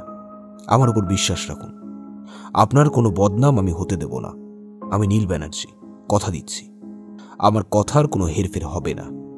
ধরুন আপনার প্রস্তাব আমি মেনে নিলাম, আপনি কি মনে করেন তাহলে আপনার উদ্দেশ্য সিদ্ধ হবে? আমার বিশ্বাস সেটাই। বেশ, বলুন আপনার প্রস্তাবটা কি। নেওয়া না নেওয়াটা কিন্তু সম্পূর্ণ আমার ডিসিশন। আজ রবিবার, বিবেক আর ইলার প্রথম বিবাহ বার্ষিকী। সকাল থেকেই সারা বাড়িতে উৎসবের রং লেগেছে। বাড়ির রঙ্গমঞ্চটি ফুলে ফুলে সাজানো হয়েছে। মাঠে চলছে রান্নাবান্নার জোগাড়। শ্যামলাহা থেকে শুরু করে রামদাস, মিঠু, আরও দু একজন টেম্পোরারি কাজের লোক নানা কাজে ব্যস্ত। এমনকি বিবেকের আমন্ত্রিত 4 জন বন্ধু, তারাও গৃহমঞ্চটি সাজাবার জন্য হাত লাগিয়ে দিয়েছে। যদিও উৎসবের বাড়ি, তবুও যেন 2-3 জনের মনে কোনো শান্তি নেই। বিবেক আর ইলোরার তো আছেই। বিবেকের মাথায় এখন বিরাট দেনা, আর ইলার মনে ক্ষোভ যে হীরের লকেট পরে সে বোধহয় সন্ধ্যার সমাগমে উপস্থিত থাকতে পারবে না। আর তখনই সবার কাছে প্রকাশিত করতে হবে যে হাটটি আর খুঁজে পাওয়া যাচ্ছে না। উৎসবের দিনে আমন্ত্রিত হয়েছেন মেচকা অরুণ মিত্র আর তার ছেলে অসীম মিত্র। তারাও সশরীরে উপস্থিত থাকবে। ছোটকা অঞ্জন মিত্র ভেবে চলেছেন যে কিভাবে সামগ্রিক পরিস্থিতিকে তিনি সামাল দেবেন। অসুস্থ থাকার জন্য মিত্তির বাড়ির বড়গিন্নি উৎসবের প্রাঙ্গণে হাজির থাকতে পারলেন না। ফলে অঞ্জন মিত্রকেই অভিভাবক হিসাবে গোপন সত্যটুকু উন্মোচন করতে হবে। সময় স্থির হয়ে থাকে না। এক সময় চলে এলো সেই চরম লগ্ন। শুরু হলো নাচ, গান, আরও কত কি। হঠাৎই দর্শকের মধ্যে থেকে উঠে এলেন অরুণ মিত্র। বয়স প্রায় 50-এর কোঠায়, মাথার চুলের পাঁকও ধরেছে, বেশ অভিজাত্যপূর্ণ চেহারা। অঞ্জন, মিত্তির বংশের একটা নিয়ম কি তুই ভুলে গেছিস? এ বাড়ির বড় বউয়ের গলায় বিয়ে বা ওই জাতীয় অনুষ্ঠানে একটু ঐতিহাসিক হীরের লকেট শোভা পাবে, যেটা এতদিন এ বংশে সর্বক্ষেত্রে পালন করা হয়েছে। কিন্তু বৌমার গলায় সেই হারটা তো দেখতে পাচ্ছি না। আমার মনে হয় তোরা ব্যাপারটা লক্ষ্য করিসনি। ওটা এক্ষুনি নিয়ে এসে বিবেককে দিয়ে বৌমার গলায় পরিয়ে দে। এটাই ঐতিহ্য এবং সুলক্ষণ। যা বিবেক, হারটা এনে বৌমার গলায় পরিয়ে দে, নইলে উৎসবটাই মাটি। যা, দেরি করিস না। কিন্তু কারোরই নড়াচড়ার লক্ষণই দেখা গেল না। অরুণ আবার তাগাদা দিলেন, সময় নষ্ট করিস না, খাওয়া দাওয়া সেরে আমাদের তো অনেকটা পথ ফিরতে হবে। মঞ্চে অস্বস্তি, মঞ্চগৃহ উসখুস। স্থানুর মতোই দাঁড়িয়ে রয়েছে অঞ্জন মিত্র, বিবেক মিত্র আর ইলা মিত্র। একসময় অঞ্জন মিত্র মাউথপিসটা টেনে নিলেন, বললেন, বন্ধুগণ, আজ এই সুন্দর উৎসবের সন্ধ্যায় একটি মর্মান্তিক দুঃখের কথা আপনাদের পরিবেশন না করে থাকতে পারছি না। সবাই গুঞ্জন। অঞ্জন আবার বললেন, আমার মেজতে একটু আগে যে হাটটির কথা বললেন, অনেকেই জানেন তার ইতিহাস। সে বিষয়ে নতুন করে কিছু বলার নেই, কিন্তু যেটি বলার সেটি হলো গত শনিবার ব্যাংক লকার থেকে সেটি এ বাড়িতে আনার পর দুর্ভাগ্যবশত সেটি আর খুঁজে পাওয়া যাচ্ছে না। মিথ্যে কথা, ইটস আ লাই। 450 বছরের হার, গত বছরও বৌমার বিয়ের সময়ের গলায় ছিল, এখন খুঁজে পাচ্ছি না বললেই হবে? চুরি টুরি সব বাজে কথা, এ সবই তোদের ষড়যন্ত্র। পাছে অন্য কারো কাছে সে হার চলে যায়, তাই একটা গপ্প করছিস। তোদের কাছে ছিল বলে তোরা ভেবে নিয়েছিস ওটা তোদের সম্পত্তি। মোটেও তা নয়, ওটা এবার আমাদের কাছে আসবে, কারণ বিবেকের পরে আমার ছেলের ছেলে এ বংশের বড় ছেলে, আর সেটা হবে ওদের উত্তরাধিকার। বিবেক, আমি জানি তোর বর্তমান আর্থিক অবস্থা খুব খারাপ, সব খবর আমার কাছে আছে। ওই হার বেচে তুই তোর ব্যবসা সামলাবি। আমি কিন্তু কোনো চালাকি সহ্য করব না। আমি কোর্টে যাব, ওই কম্পেনসেশন, ওই হার আমি ফেরত চাই। হার ফেরত না পেলে যতদূর যেতে হয় আমি যাব। অরুণের সঙ্গে তাল মিলিয়ে অসীম চিৎকার করতে শুরু করেছে। সব মিলিয়ে অবস্থা তখন বেশ জটিল। এমন যখন অবস্থা, নীল তখন মঞ্চে এসে দাঁড়ালো, মাউথপিসটা হাতে নিয়ে বলল, দয়া করে আপনারা একটু শান্ত হন। এইভাবে চেঁচামেচি করলে আসল কথাটাই তো আপনাদের বলা যাবে না। নীলের কথা শুনে অরুণ মিত্র আরও খেপে গেলেন। আগের মতোই চিৎকার করে বললেন, কে আপনি? কোথাকার মাতব্বর এলেন যে আমাদের চুপ করতে বলছেন? বিবেক, এই লোকটা আবার কোত্থেকে এলো? বিবেক কিছু বলার আগেই নীল বলল, সত্যিই আপনারা আমাকে চিনবেন না, আমি একজন প্রাইভেট ইনভেস্টিগেটর। বিবেকবাবুর ধারণা হয়েছিল সিন্দুক খোঁজাখুঁজির পর না পেয়ে ভেবেছিলেন হারটা চুরি গেছে। উনি আমার কাছে গিয়েছিলেন আমি যদি হারটা খুঁজে বার করতে পারি। প্রায় খেকুড়ে গলায় অরুণ মিত্র বললেন, কি বললেন? প্রাইভেট ইনভেস্টিগেটর মানে শখের গোয়েন্দা? তা গোয়েন্দাবাবু কি হারটি খুঁজে পেয়েছেন? যদি বলি বিবেকবাবুর ধারণাটাই ঠিক, হারটা চুরি হয়েছিল ঠিকই, তবে সেটা পাওয়াও গেছে। তাহলে সেটা কোথায় আছে? এমন একটা মহামূল্যবান বস্তু, তা কি চট করে কোথাও চলে যেতে পারে? দেখুন গোয়েন্দাবাবু, আপনার নাটকবাজি শেষ করে হারটা আমাদের দেখান। দেখবেন, নিশ্চয়ই দেখবেন। পরবর্তীকালে এই হার তো আপনাদের ঘরেই যাবে, তবেই আপনার নাতির প্রাপ্য। সে তো এখন অনেক দেরি, এত তাড়ার কি আছে? কথায় ভোলাবেন না গোয়েন্দাবাবু। সচক্ষে মেহেরুন্নিসের কণ্ঠহার না দেখে আমি এ বাড়ি ছেড়ে কোথাও যাব না। দেখান এখুনি। বেশ, তাহলে হারটা যার কাছে আছে তাকেই ডাকি। ইলোরা দেবী, এবার যে আপনাকে সবার সামনে দাঁড়াতে হচ্ছে, আসুন। নিমেষের মধ্যে হলঘরটায় গুঞ্জন শুরু হয়ে গেল, বিশেষ করে বিবেকের 4 বন্ধু। মিস্টার ব্যানার্জি, এসব আপনি কি বলছেন? ইলোরা চোর। আপনি তো আমাকেও সন্দেহ করেছিলেন, বিবেককেও সন্দেহ করেছিলেন, আর কাউকে না পেয়ে শেষ পর্যন্ত ইলোরাকে। আমার কাছে আর কিছুই শোনার নেই, যা বলার ইলোরা দেবীই বলবেন। আসুন ইলোরা দেবী, এরা সবাই আপনার কনফেশন শোনার জন্য উদগ্রীব। ইলোরা ধীর পায়ে মঞ্চে এসে দাঁড়িয়েছে। কিছু বলার আগেই সন্দীপ ছুটে আসে, বলে, না, কখনো নয়। এই ভদ্রলোক উল্টোপাল্টা বকছেন। তুমি কখনো কাজ করতে পারো না। পরিষ্কার গলায় ইলোরা বলে, উনি যা বলছেন ঠিক তাই। হার আমি নিয়েছি, বেশ করেছি নিয়েছি। আপনারা সবাই শুনুন, এই যে ভদ্র মহিলা মিসেস ইলা মিত্র, আমার দিদি। তুই কি ভেবেছিলি দিদি সারা জীবন আমি তোর উচ্ছিষ্ট নিয়ে বেঁচে থাকবো? ছোটবেলা থেকেই আমার প্রতি তোর ঈর্ষা। আমার একটা ভালো জামা হলে বাবার কাছে তোর আবদার হতো আমার চেয়েও আরো ভালো জামা তোকে কিনে দিতে হবে। আমার জন্মদিনে কোন কেক কাটা হতো না, কিন্তু তোর জন্য আসতো ফ্লুডিসের দামি কেক। তারপর তোর বন্ধু বান্ধবদের দিয়ে থুয়ে যা থাকতো তার থেকে আমার পাতে পড়তো সামান্য ছিটে ফোটা। আমার গানের গলা ভালো ছিল বলে বাবা আমাকে ভালো ওস্তাদের কাছে রেখে গান শিখিয়েছিল। সেখানেও তোর জেলাসি। তোর গলায় গান হবে না বলে তুই গিয়ে ঢুকলি নাচের ক্লাসে, সেটাও তোর হলো না। ইলোরা, তুমি কি প্রকৃতস্থ? কোথায় ছিল ইলা তোমার জীবনে? কে তোমার জীবনে ভালোবাসার ফুল ফুটিয়েছিল? কিন্তু বিবেকের লেশমাত্র নেই তোমার শরীরে। কোথায় ছিল ইলা তোমার জীবনে? কে তোমার জীবনে ভালোবাসার ফুল ফুটিয়েছিল? কার কানের কাছে মুখ নিয়ে ফিসফিস করে বলেছিলে মিত্তির বংশে তুমি হবে বড় বউ? মেহেরুন্নিসার হীরের কণ্ঠহার উঠবে তোমার কণ্ঠে। সব সব ভুলে গেছো তাই না? একটু আগে বললাম না, ইলাদি সারা জীবন ভেবেছে আমাকে দেউলে করে দেবে, দিয়েওছে। আমার কাছ থেকে কেড়ে নিয়েছে আমার বিবেককে, আমার ভালোবাসাকে। আর সেদিন থেকে আমি প্রতিজ্ঞা করেছিলাম তোমাদের দুজনের জীবনের থেকে সব সুখ কেড়ে নেব আমি। আমি যেমন সারা জীবন ধরে জ্বলেছি, তোমাদেরও ঠিক তেমনই ভাবে চালাবো। বড় একতরফা বিচার করলে ইলোরা। তোমাকে আগেও বলেছি, আজও বলছি, তোমার সঙ্গে আমার যেটুকু সম্পর্ক তা শুধুই বন্ধুত্বের সম্পর্ক। তোমাকে আমি কখনো আশ্বাস দিইনি, কখনো বলিনি। এই সময় অরুণ মিত্র আবার চিৎকার করে উঠল। তুলল পারিবারিক কেচ্ছা। ইলোরার মেজাজও তখন তুঙ্গে। অরুণ মিত্রকে পাত্তা না দিয়ে বলল, আপনি কে আমি জানি না, জানার ইচ্ছেও নেই। আর হার, যদি ক্ষমতা থাকে খুঁজে নিন। তাহলে তুমি দেবে না?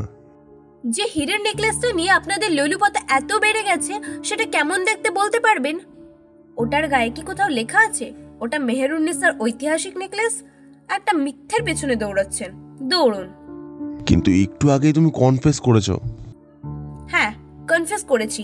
একটা হার আমি নিয়েছি, সেটা কার সেটা কোর্টে প্রমাণ হবে। চলুন মিস্টার ব্যানার্জি, আপনি যেন কোথায় নিয়ে যাবেন বললেন? থানায় তো? চলুন, সেখানে আমার বয়ান আমি নিজে দেব। ইলোরা গটগট করে বেরিয়ে গেল, পেছনে দীপুও। ইলার তখন কান্না পাচ্ছিল। সে কোনো মতে বিবেকের হাত ধরে টলতে টলতে নিজের ঘর থেকে বেরিয়ে গেল। রামদাস বলল, বাবু, অনেক আয়োজন করা হয়েছিল, না খেয়ে গেলে সব খাদ্যবস্তু নষ্ট হয়ে যাবে। চপ হতচ্ছাড়া, চুলো যাক তোর খাবার। রাত তখন অনেক, প্রায় 2টো। সমস্ত মিত্তির বাড়ির আলোটালো সব নিভে গেছে। প্রত্যেকেই নমনম করে সামান্য কিছু আড়াদি সেরে নিয়েছে। সব ঘরেরই আলো নিভে গেছে, কিন্তু একটা ঘরের আলো টিমটিম করে জ্বলছিল। ঘরের দরজা বাইরে থেকে ভেজানোই ছিল। বিড়ালের মতো নিঃশব্দ গতিতে নীল, দীপু আর বিবেক সেই ঘরের মধ্যে ঢুকে পড়ল। ঘরের মানুষটা এতটাই তন্ময় হয়েছিল যে বুঝতেই পারল না যে তার ঘরে কারোর অনুপ্রবেশ ঘটেছে। সামান্য সময় অতিবাহিত করার পর নীলের কণ্ঠস্বর শোনা গেল, কি এত খুঁজছেন? কে কে আপনারা? আলোটা না জ্বাললে তো আমাদের চিনতেই পারবেন না। দীপু, আলো জ্বালা। আলো জ্বলতে দেখা গেল অঞ্জন মিত্রের হাতে তখনও ধরা রয়েছে মেহেরুন্নিসারের হিস্টোরিক্যাল নেকলেস। নিয়নের আলোতে জল জল করছে। মহাবিস্ময়ে বিবেক বলল, ছোটকা, তুমি? অঞ্জন মিত্র 3 জনের দিকে ভালো করে তাকালেন। তার মধ্যে আর কোনো সংকোচ নেই, কোনো গ্লানিবোধেরও চিহ্ন নেই। গিয়ে বসে পড়লেন ফরাস পাতা চৌকিতে। সেতারটি তার আগের মতোই ছিল সামনে। বিবেক, তোর প্রশ্নের উত্তর আমি পরে দিচ্ছি। তার আগে মিস্টার ব্যানার্জি, আপনার তৈরি করা নাটকের আমি প্রশংসা করছি। যখন ইলোরা মঞ্চে দাঁড়িয়ে কনফেস করছে, তখন আমি বুঝে গিয়েছিলাম একটা পাকা মাথার নাটক দেখছে সবাই। যা বোঝার আমার তখনই বোঝা হয়ে গিয়েছিল। এবার বলুন তো, হীরের নেকলেসটা যে আমার কাছে আছে এটা আপনি বুঝলেন কেমন করে? একটা সিগারেট ধরিয়ে নীল বলল, বাড়িতে একটা ভয়ঙ্কর ধরনের চুরি হয়ে গেল। চাকর বাকরেরা পর্যন্ত সন্তরস্ত। বিবেক আর ইলা দেবীকে দেখে মনে হচ্ছিল ওদের মাথায় যেন বাজ ভেঙে পড়েছে। আর সেই সময় দেখলাম এক ভদ্রলোক অতি নির্লিপ্ত ভঙ্গিতে সেতারের সুরে মোহিত হয়ে আছেন। প্রথমে আমার অত কিছু মনে হয়নি, হতেই পারেন। প্রকৃত শিল্পীদের তাদের ক্রিয়েশনের মধ্যে এমন করেই ডুবে থাকেন। আপনার নিশ্চয় মনে আছে আমি বলেছিলাম ছোটবেলায় আমি দীর্ঘদিন সেতার প্র্যাকটিস করতাম। আপনাকে রিকোয়েস্ট করেছিলাম, সেতারটা খুব দামি, একবার ছুঁয়ে দেখতে পারি? আপনি কি উত্তর দিয়েছিলেন মনে আছে? আছে, আমার সাথে আমি কাউকে হাত দিতে দিই না। ইয়েস, তাই বলেছিলেন। শিল্পীদের কিছু কিছু জিনিস সুপারস্টিশন থাকে। ভেবেছিলাম এটাও হয়তো তাই, কিন্তু আমাকে উত্তর দেবার সঙ্গে সঙ্গে আপনি সেতারটা একেবারে নিজের কোলের উপর এমনভাবে টেনে নিয়েছিলেন যেন ওটা কোনোভাবেই অন্য কারোর হাতে না পৌঁছায়। তারপর এই বাড়িতে অনেককে আমি নানাভাবে জেরা করেছিলাম, আপনাকেও করেছিলাম। স্পষ্ট করে না বললেন। আপনার সন্দেহের তীরটা দুজনের দিকে ছুড়ে দিয়েছিলেন, সন্দীপ আর বিবেক। বর্তমানে দুজনেই অর্থ সংকটে ভুগছে, অর্থাৎ বোঝাতে চেয়েছিলেন ওদের দুজনের কেউ একজন কাজটা করেছে। ইতিমধ্যে কয়েকজন প্রায় নিঃশব্দে ঘরের মধ্যে এসে ঢুকেছেন। ইলা, ইলোরা, সন্দীপ, মথুর, জয়ন্ত আর সনদ, সবই নীলের পরামর্শে। আগের কথার জের টেনে নীল বলল, আপনি চেয়েছিলেন কোনোভাবে রবিবারের অনুষ্ঠানটা মিটে গেলে নেকলেসটা নিয়ে বাড়ির বাইরে বেরিয়ে পড়বেন, কারণ আর এক সপ্তাহ বাদেই লখনৌতে সঙ্গীত সম্মেলন শুরু হচ্ছে। আপনি জানতেন আপনাকে কেউ সন্দেহ করেনি, করবেও না। সাধারণত আপনি বাড়ির বাইরে বের হন না, কিন্তু প্রোগ্রাম থাকলে তো বের হতেই হবে। আর প্রোগ্রাম না থাকলে খুব সহজে নেকলেসটা বাড়ির বাইরে নিয়ে যাওয়া সামান্য অসুবিধে ছিল। কিন্তু আপনি আমার প্রশ্নের জবাবটা দিলেন না। কোন প্রশ্ন? নেকলেসটার অবস্থাটা আপনি টের পেলেন কিভাবে? নেকলেস উদ্ধারে আমাকে সাহায্য করেছে দুটি মেয়ে। প্রথমজন আপনাদের বাড়ির কাজের মেয়ে মিঠু। অবশ্য ওকে ভয় দেখাতে হয়েছিল, পুলিশের ভয়। আপনার ঘরে চট করে কেউ আসে না, একমাত্র ইলোরা দেবীর সেই অধিকার ছিল। কিন্তু আমার তো দরকার আপনি না থাকা অবস্থায় ঘরে ঢোকা। তার একজন হচ্ছেন মিঠু। প্রতিদিন আসতো সে ঘর পরিষ্কার করতে বা খাবার দিতে। টুকিটাকি ফাইফরমাস খাটা ওই সবই মিঠু। মিঠু এলে আপনি ঘরের বাইরে চলে যেতেন এবং বাগানে একটু পায়চারি করা অথবা টয়লেটে যাওয়া, সেই সুযোগটাই আমি নিতে চেয়েছিলাম। কিন্তু এত সহজে তো ওটা কারো নজরে আসার কথা নয়। নিশ্চয়ই নয়, কিন্তু আপনার ওইসব বিশেষ জায়গার ক্ষেত্রে বারবার চোখ চলে যাচ্ছিল। ঘরে এত সব ইনস্ট্রুমেন্ট থাকা সত্ত্বেও কেন বারবার আপনার সজাগ দৃষ্টি ওখানে, সেটাই আমাকে প্রায় নিশ্চিত করে। আসলে কি জানেন, আপনি খুব সহজ জায়গায় জিনিসটা রেখেছিলেন, কারোর মাথাতেই আসতো না। আমাদের ভাষায় একটা কথা আছে, খুনের পর খুনি একবার না একবার ঘটনাস্থলে আসবার চেষ্টা করবে। আরও একটা পয়েন্ট, আপনার ঘরে তানপুরা আছে, তবলা আছে, হারমোনিয়াম আছে, এমনকি এসরাজও আছে, সব আঢাকা অবস্থাতেই আছে। কিন্তু যখনই আপনি ঘরের বাইরে যেতেন অকারণেই ওটার গায়ে ওয়ার চড়িয়ে বেরোতেন। অতি সাবধানতার ফল। কিন্তু মিস্টার ব্যানার্জি, আপনি তো এখনো বলছেন না নেকলেসটা ছোটকা কোথায় রেখেছিলেন। ওনার সেতারটা তরফদার সেতার, যাতে জোয়ারি থাকে। এই ধরনের সেতার ওস্তাদ বাজিয়েরাই ব্যবহার করেন। এতে দুটো লাভ, একটা নিচে, সেটা বড় লাউ, আর একটা জোয়ারি সুরের ভাইব্রেশন রিফ্লেক্ট করার জন্য সেতারের ওপর দিকে থাকে ছোট লাউ, যার পেছন দিকটা গোল করে কাটা থাকে, শব্দকে বাইরে নিক্ষেপ করার জন্য। অঞ্জনবাবু নেকলেসটা রেখেছিলেন সেই ছোট্ট লাউয়ের মধ্যে। কিন্তু সেটা তো বাইরে বেরিয়ে আসবে। রাখা যায় বই কি, আপনিও চেষ্টা করলে সেলোটেপ দিয়ে ওটার ভেতরে আটকে রাখতে পারবেন। কি অঞ্জনবাবু, আমি যা বলছি তাই তো? আবিষ্কারই যখন করলেন তখন নেকলেসটা তো আপনিও সরিয়ে দিতে পারতেন। আমার উদ্দেশ্য তো নেকলেস নয়, সেটা কোথায় আছে সেটা খুঁজে বার করা। আর নেইনি এই কারণে তাহলে আপনাকে দিয়ে কখনোই স্বীকার করাতে পারতাম না দুষ্কর্মটা আপনিই করেছেন। আর এই ব্যাপারে আমাকে সাহায্য করেছে শ্রীমতী ইলোরা দেবী।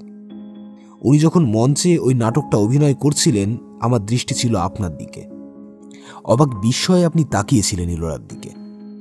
আপনার মুখের নির্বাক ভাষায় একটা কথা প্রকাশ পাচ্ছিল, কি বকছে মেয়েটা, তা কি কখনো হয়? আপনি ছটপট করছিলেন, কখন ঘরে এসে দেখবেন আসল জিনিসটা আসল জায়গাতেই আছে কিনা। যাক, আমার কাজ শেষ হয়েছে। এবার মাত্র একটা প্রশ্ন অঞ্জনবাবুর কাছে। আপনার সম্বন্ধে আমি শুনেছিলাম আপনি সংসারে থেকেও এক সন্ন্যাসী। আপনি নির্লোভ মানুষ, বিষয়াশয়ের প্রতি আপনার কোনো আকর্ষণ নেই। তাহলে সবটাই কি ছলনা? এতক্ষণ নীরবেই বসেছিলেন অঞ্জন মিত্র। নীলের কথা শেষ হওয়ার পর একবার ভুরু তুলে তাকালেন, তারপর বেশ শান্ত স্বরেই বললেন, নির্লোভ, উদাসীন, ধার্মিক, সন্ন্যাসী, এইসব বস্তা পচা শব্দগুলো শুনে শুনে কান পচে গেছে। এসব কথাগুলো বলা হয় একজন মানুষকে নির্জীব করে রাখবার জন্য। বলতে পারেন মিস্টার ব্যানার্জি, এখনো কি আমরা সেই রাজতন্ত্রের কালে পড়ে আছি? রাজার বড় ছেলে হবার সুবাদে সে বসবে সিংহাসনে, আর বাকিরা সামান্য কিছু ভাগ পেয়ে তাতেই সন্তুষ্ট হয়ে দিন গুজরানো করে যাবে। এই যে মিত্তির বংশের ব্যবসা, এই তো বাবার ব্যবসা। আমরা 3 ভাই, 3জনেরই তো অংশীদার। তাহলে কোন দাদা সব কিছুর মালিক হবে? মিসটাকে তো দেখলেন, অত্যন্ত গুয়ার টাইপ। কিছু টাকা করে নিয়ে সে আলাদা হয়ে গেল। দাদার ব্যবসা আমিও তো একদিন রক্তে জল করেছি, কিন্তু কায়দা করে আমাকে বসিয়ে দেওয়া হলো। কি না, আমি একটু গান বাজনা ভালোবাসতাম। যে শব্দগুলো আমার জন্য ব্যবহার করা হয় সেগুলো সব দাদার আপ্তবাক্য, আমাকে নির্জীব করে রাখার কৌশল মাত্র। বংশের যাবতীয় সুখ আর স্বাচ্ছন্দ্য একচেটে অধিকার করবে বড়রা। বছরের পর বছর ওই এক ফর্মুলায় চলে আসছে। আমার মতো এমনি কত কাকারা সংসারের সন্ন্যাসী হয়ে কাটিয়ে দিয়েছে। না, আমি সেটা মানতে পারিনি। বিবেকের ব্যবসাকে ডুবিয়ে দিয়েছি আমি। কায়দা করে ওর অর্ডার ক্যান্সেল করিয়েছি। এরপর কোম্পানির ডেমেরেজ চার্জ করবে, অত টাকা দেওয়ার ক্ষমতা ওর নেই। আর ওই ডায়মন্ড নেকলেস, একটা মিথ তৈরি করে কয়েকশো বছর ধরে খুড়োর কলটাকে সিন্দুক বন্ধু করে রেখে দিয়েছে। কি লাভ বলতে পারেন? বলবেন হিস্টোরিক্যাল জিনিস, অ্যান্টিক ভ্যালু। ওটা বিক্রি করে দিলে মিত্তির বংশে অনেক ছেলেকে টাকার অভাবে ফ্যাপা করে ঘুরে বেড়াতে হতো না।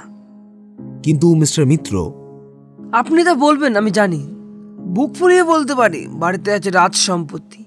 থেকে কি লাভ?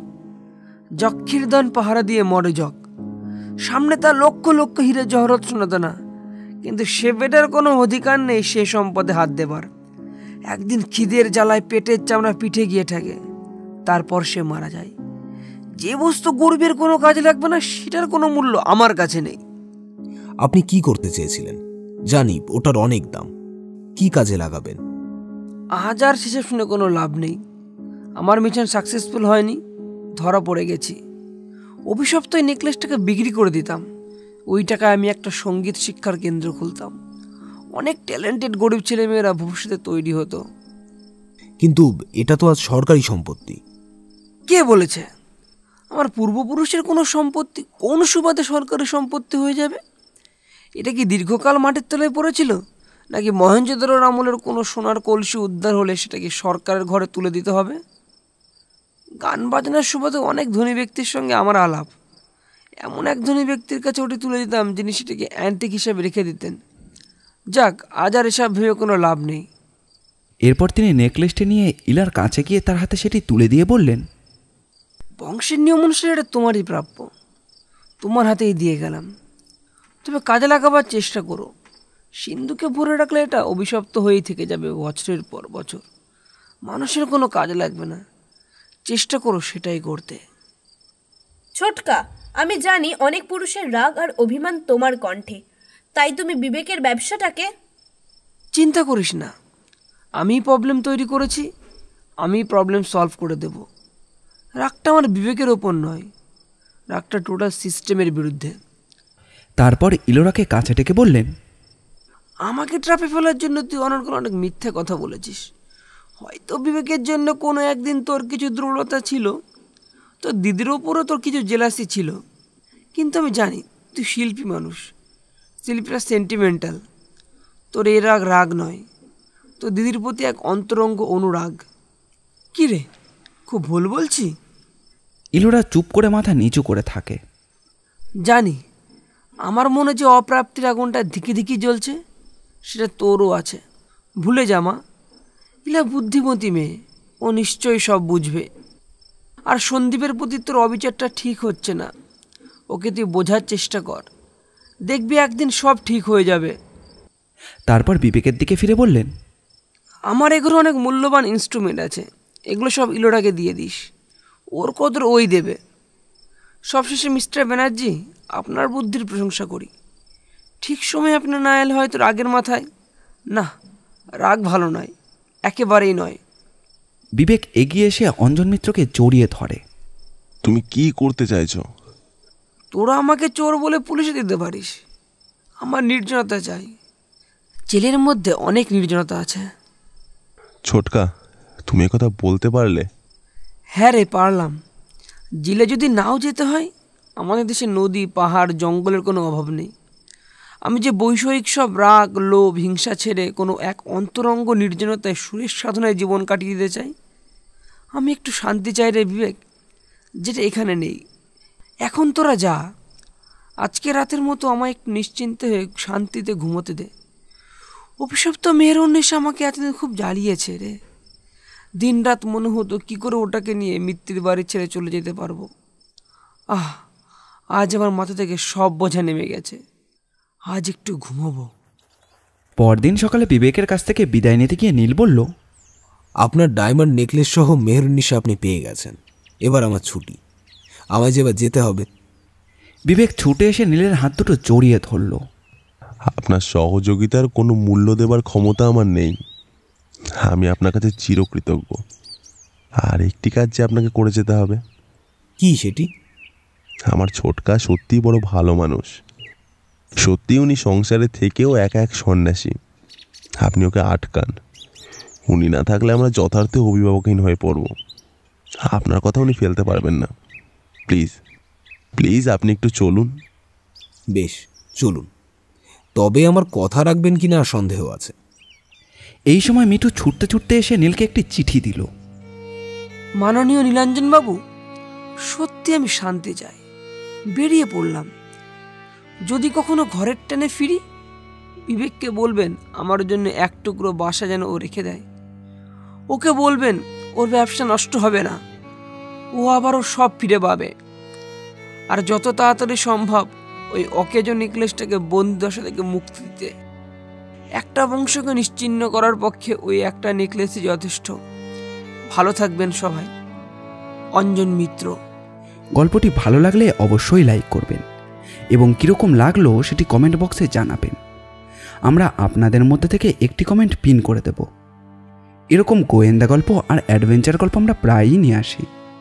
আমাদের চ্যানেলটি ঘুরেও আসতে পারেন। আমাদের চ্যানেলটিকে সাবস্ক্রাইব করে আমাদের পাশে থাকবেন। আপনাদের ভালোবাসা একান্ত কাম্য। ধন্যবাদ।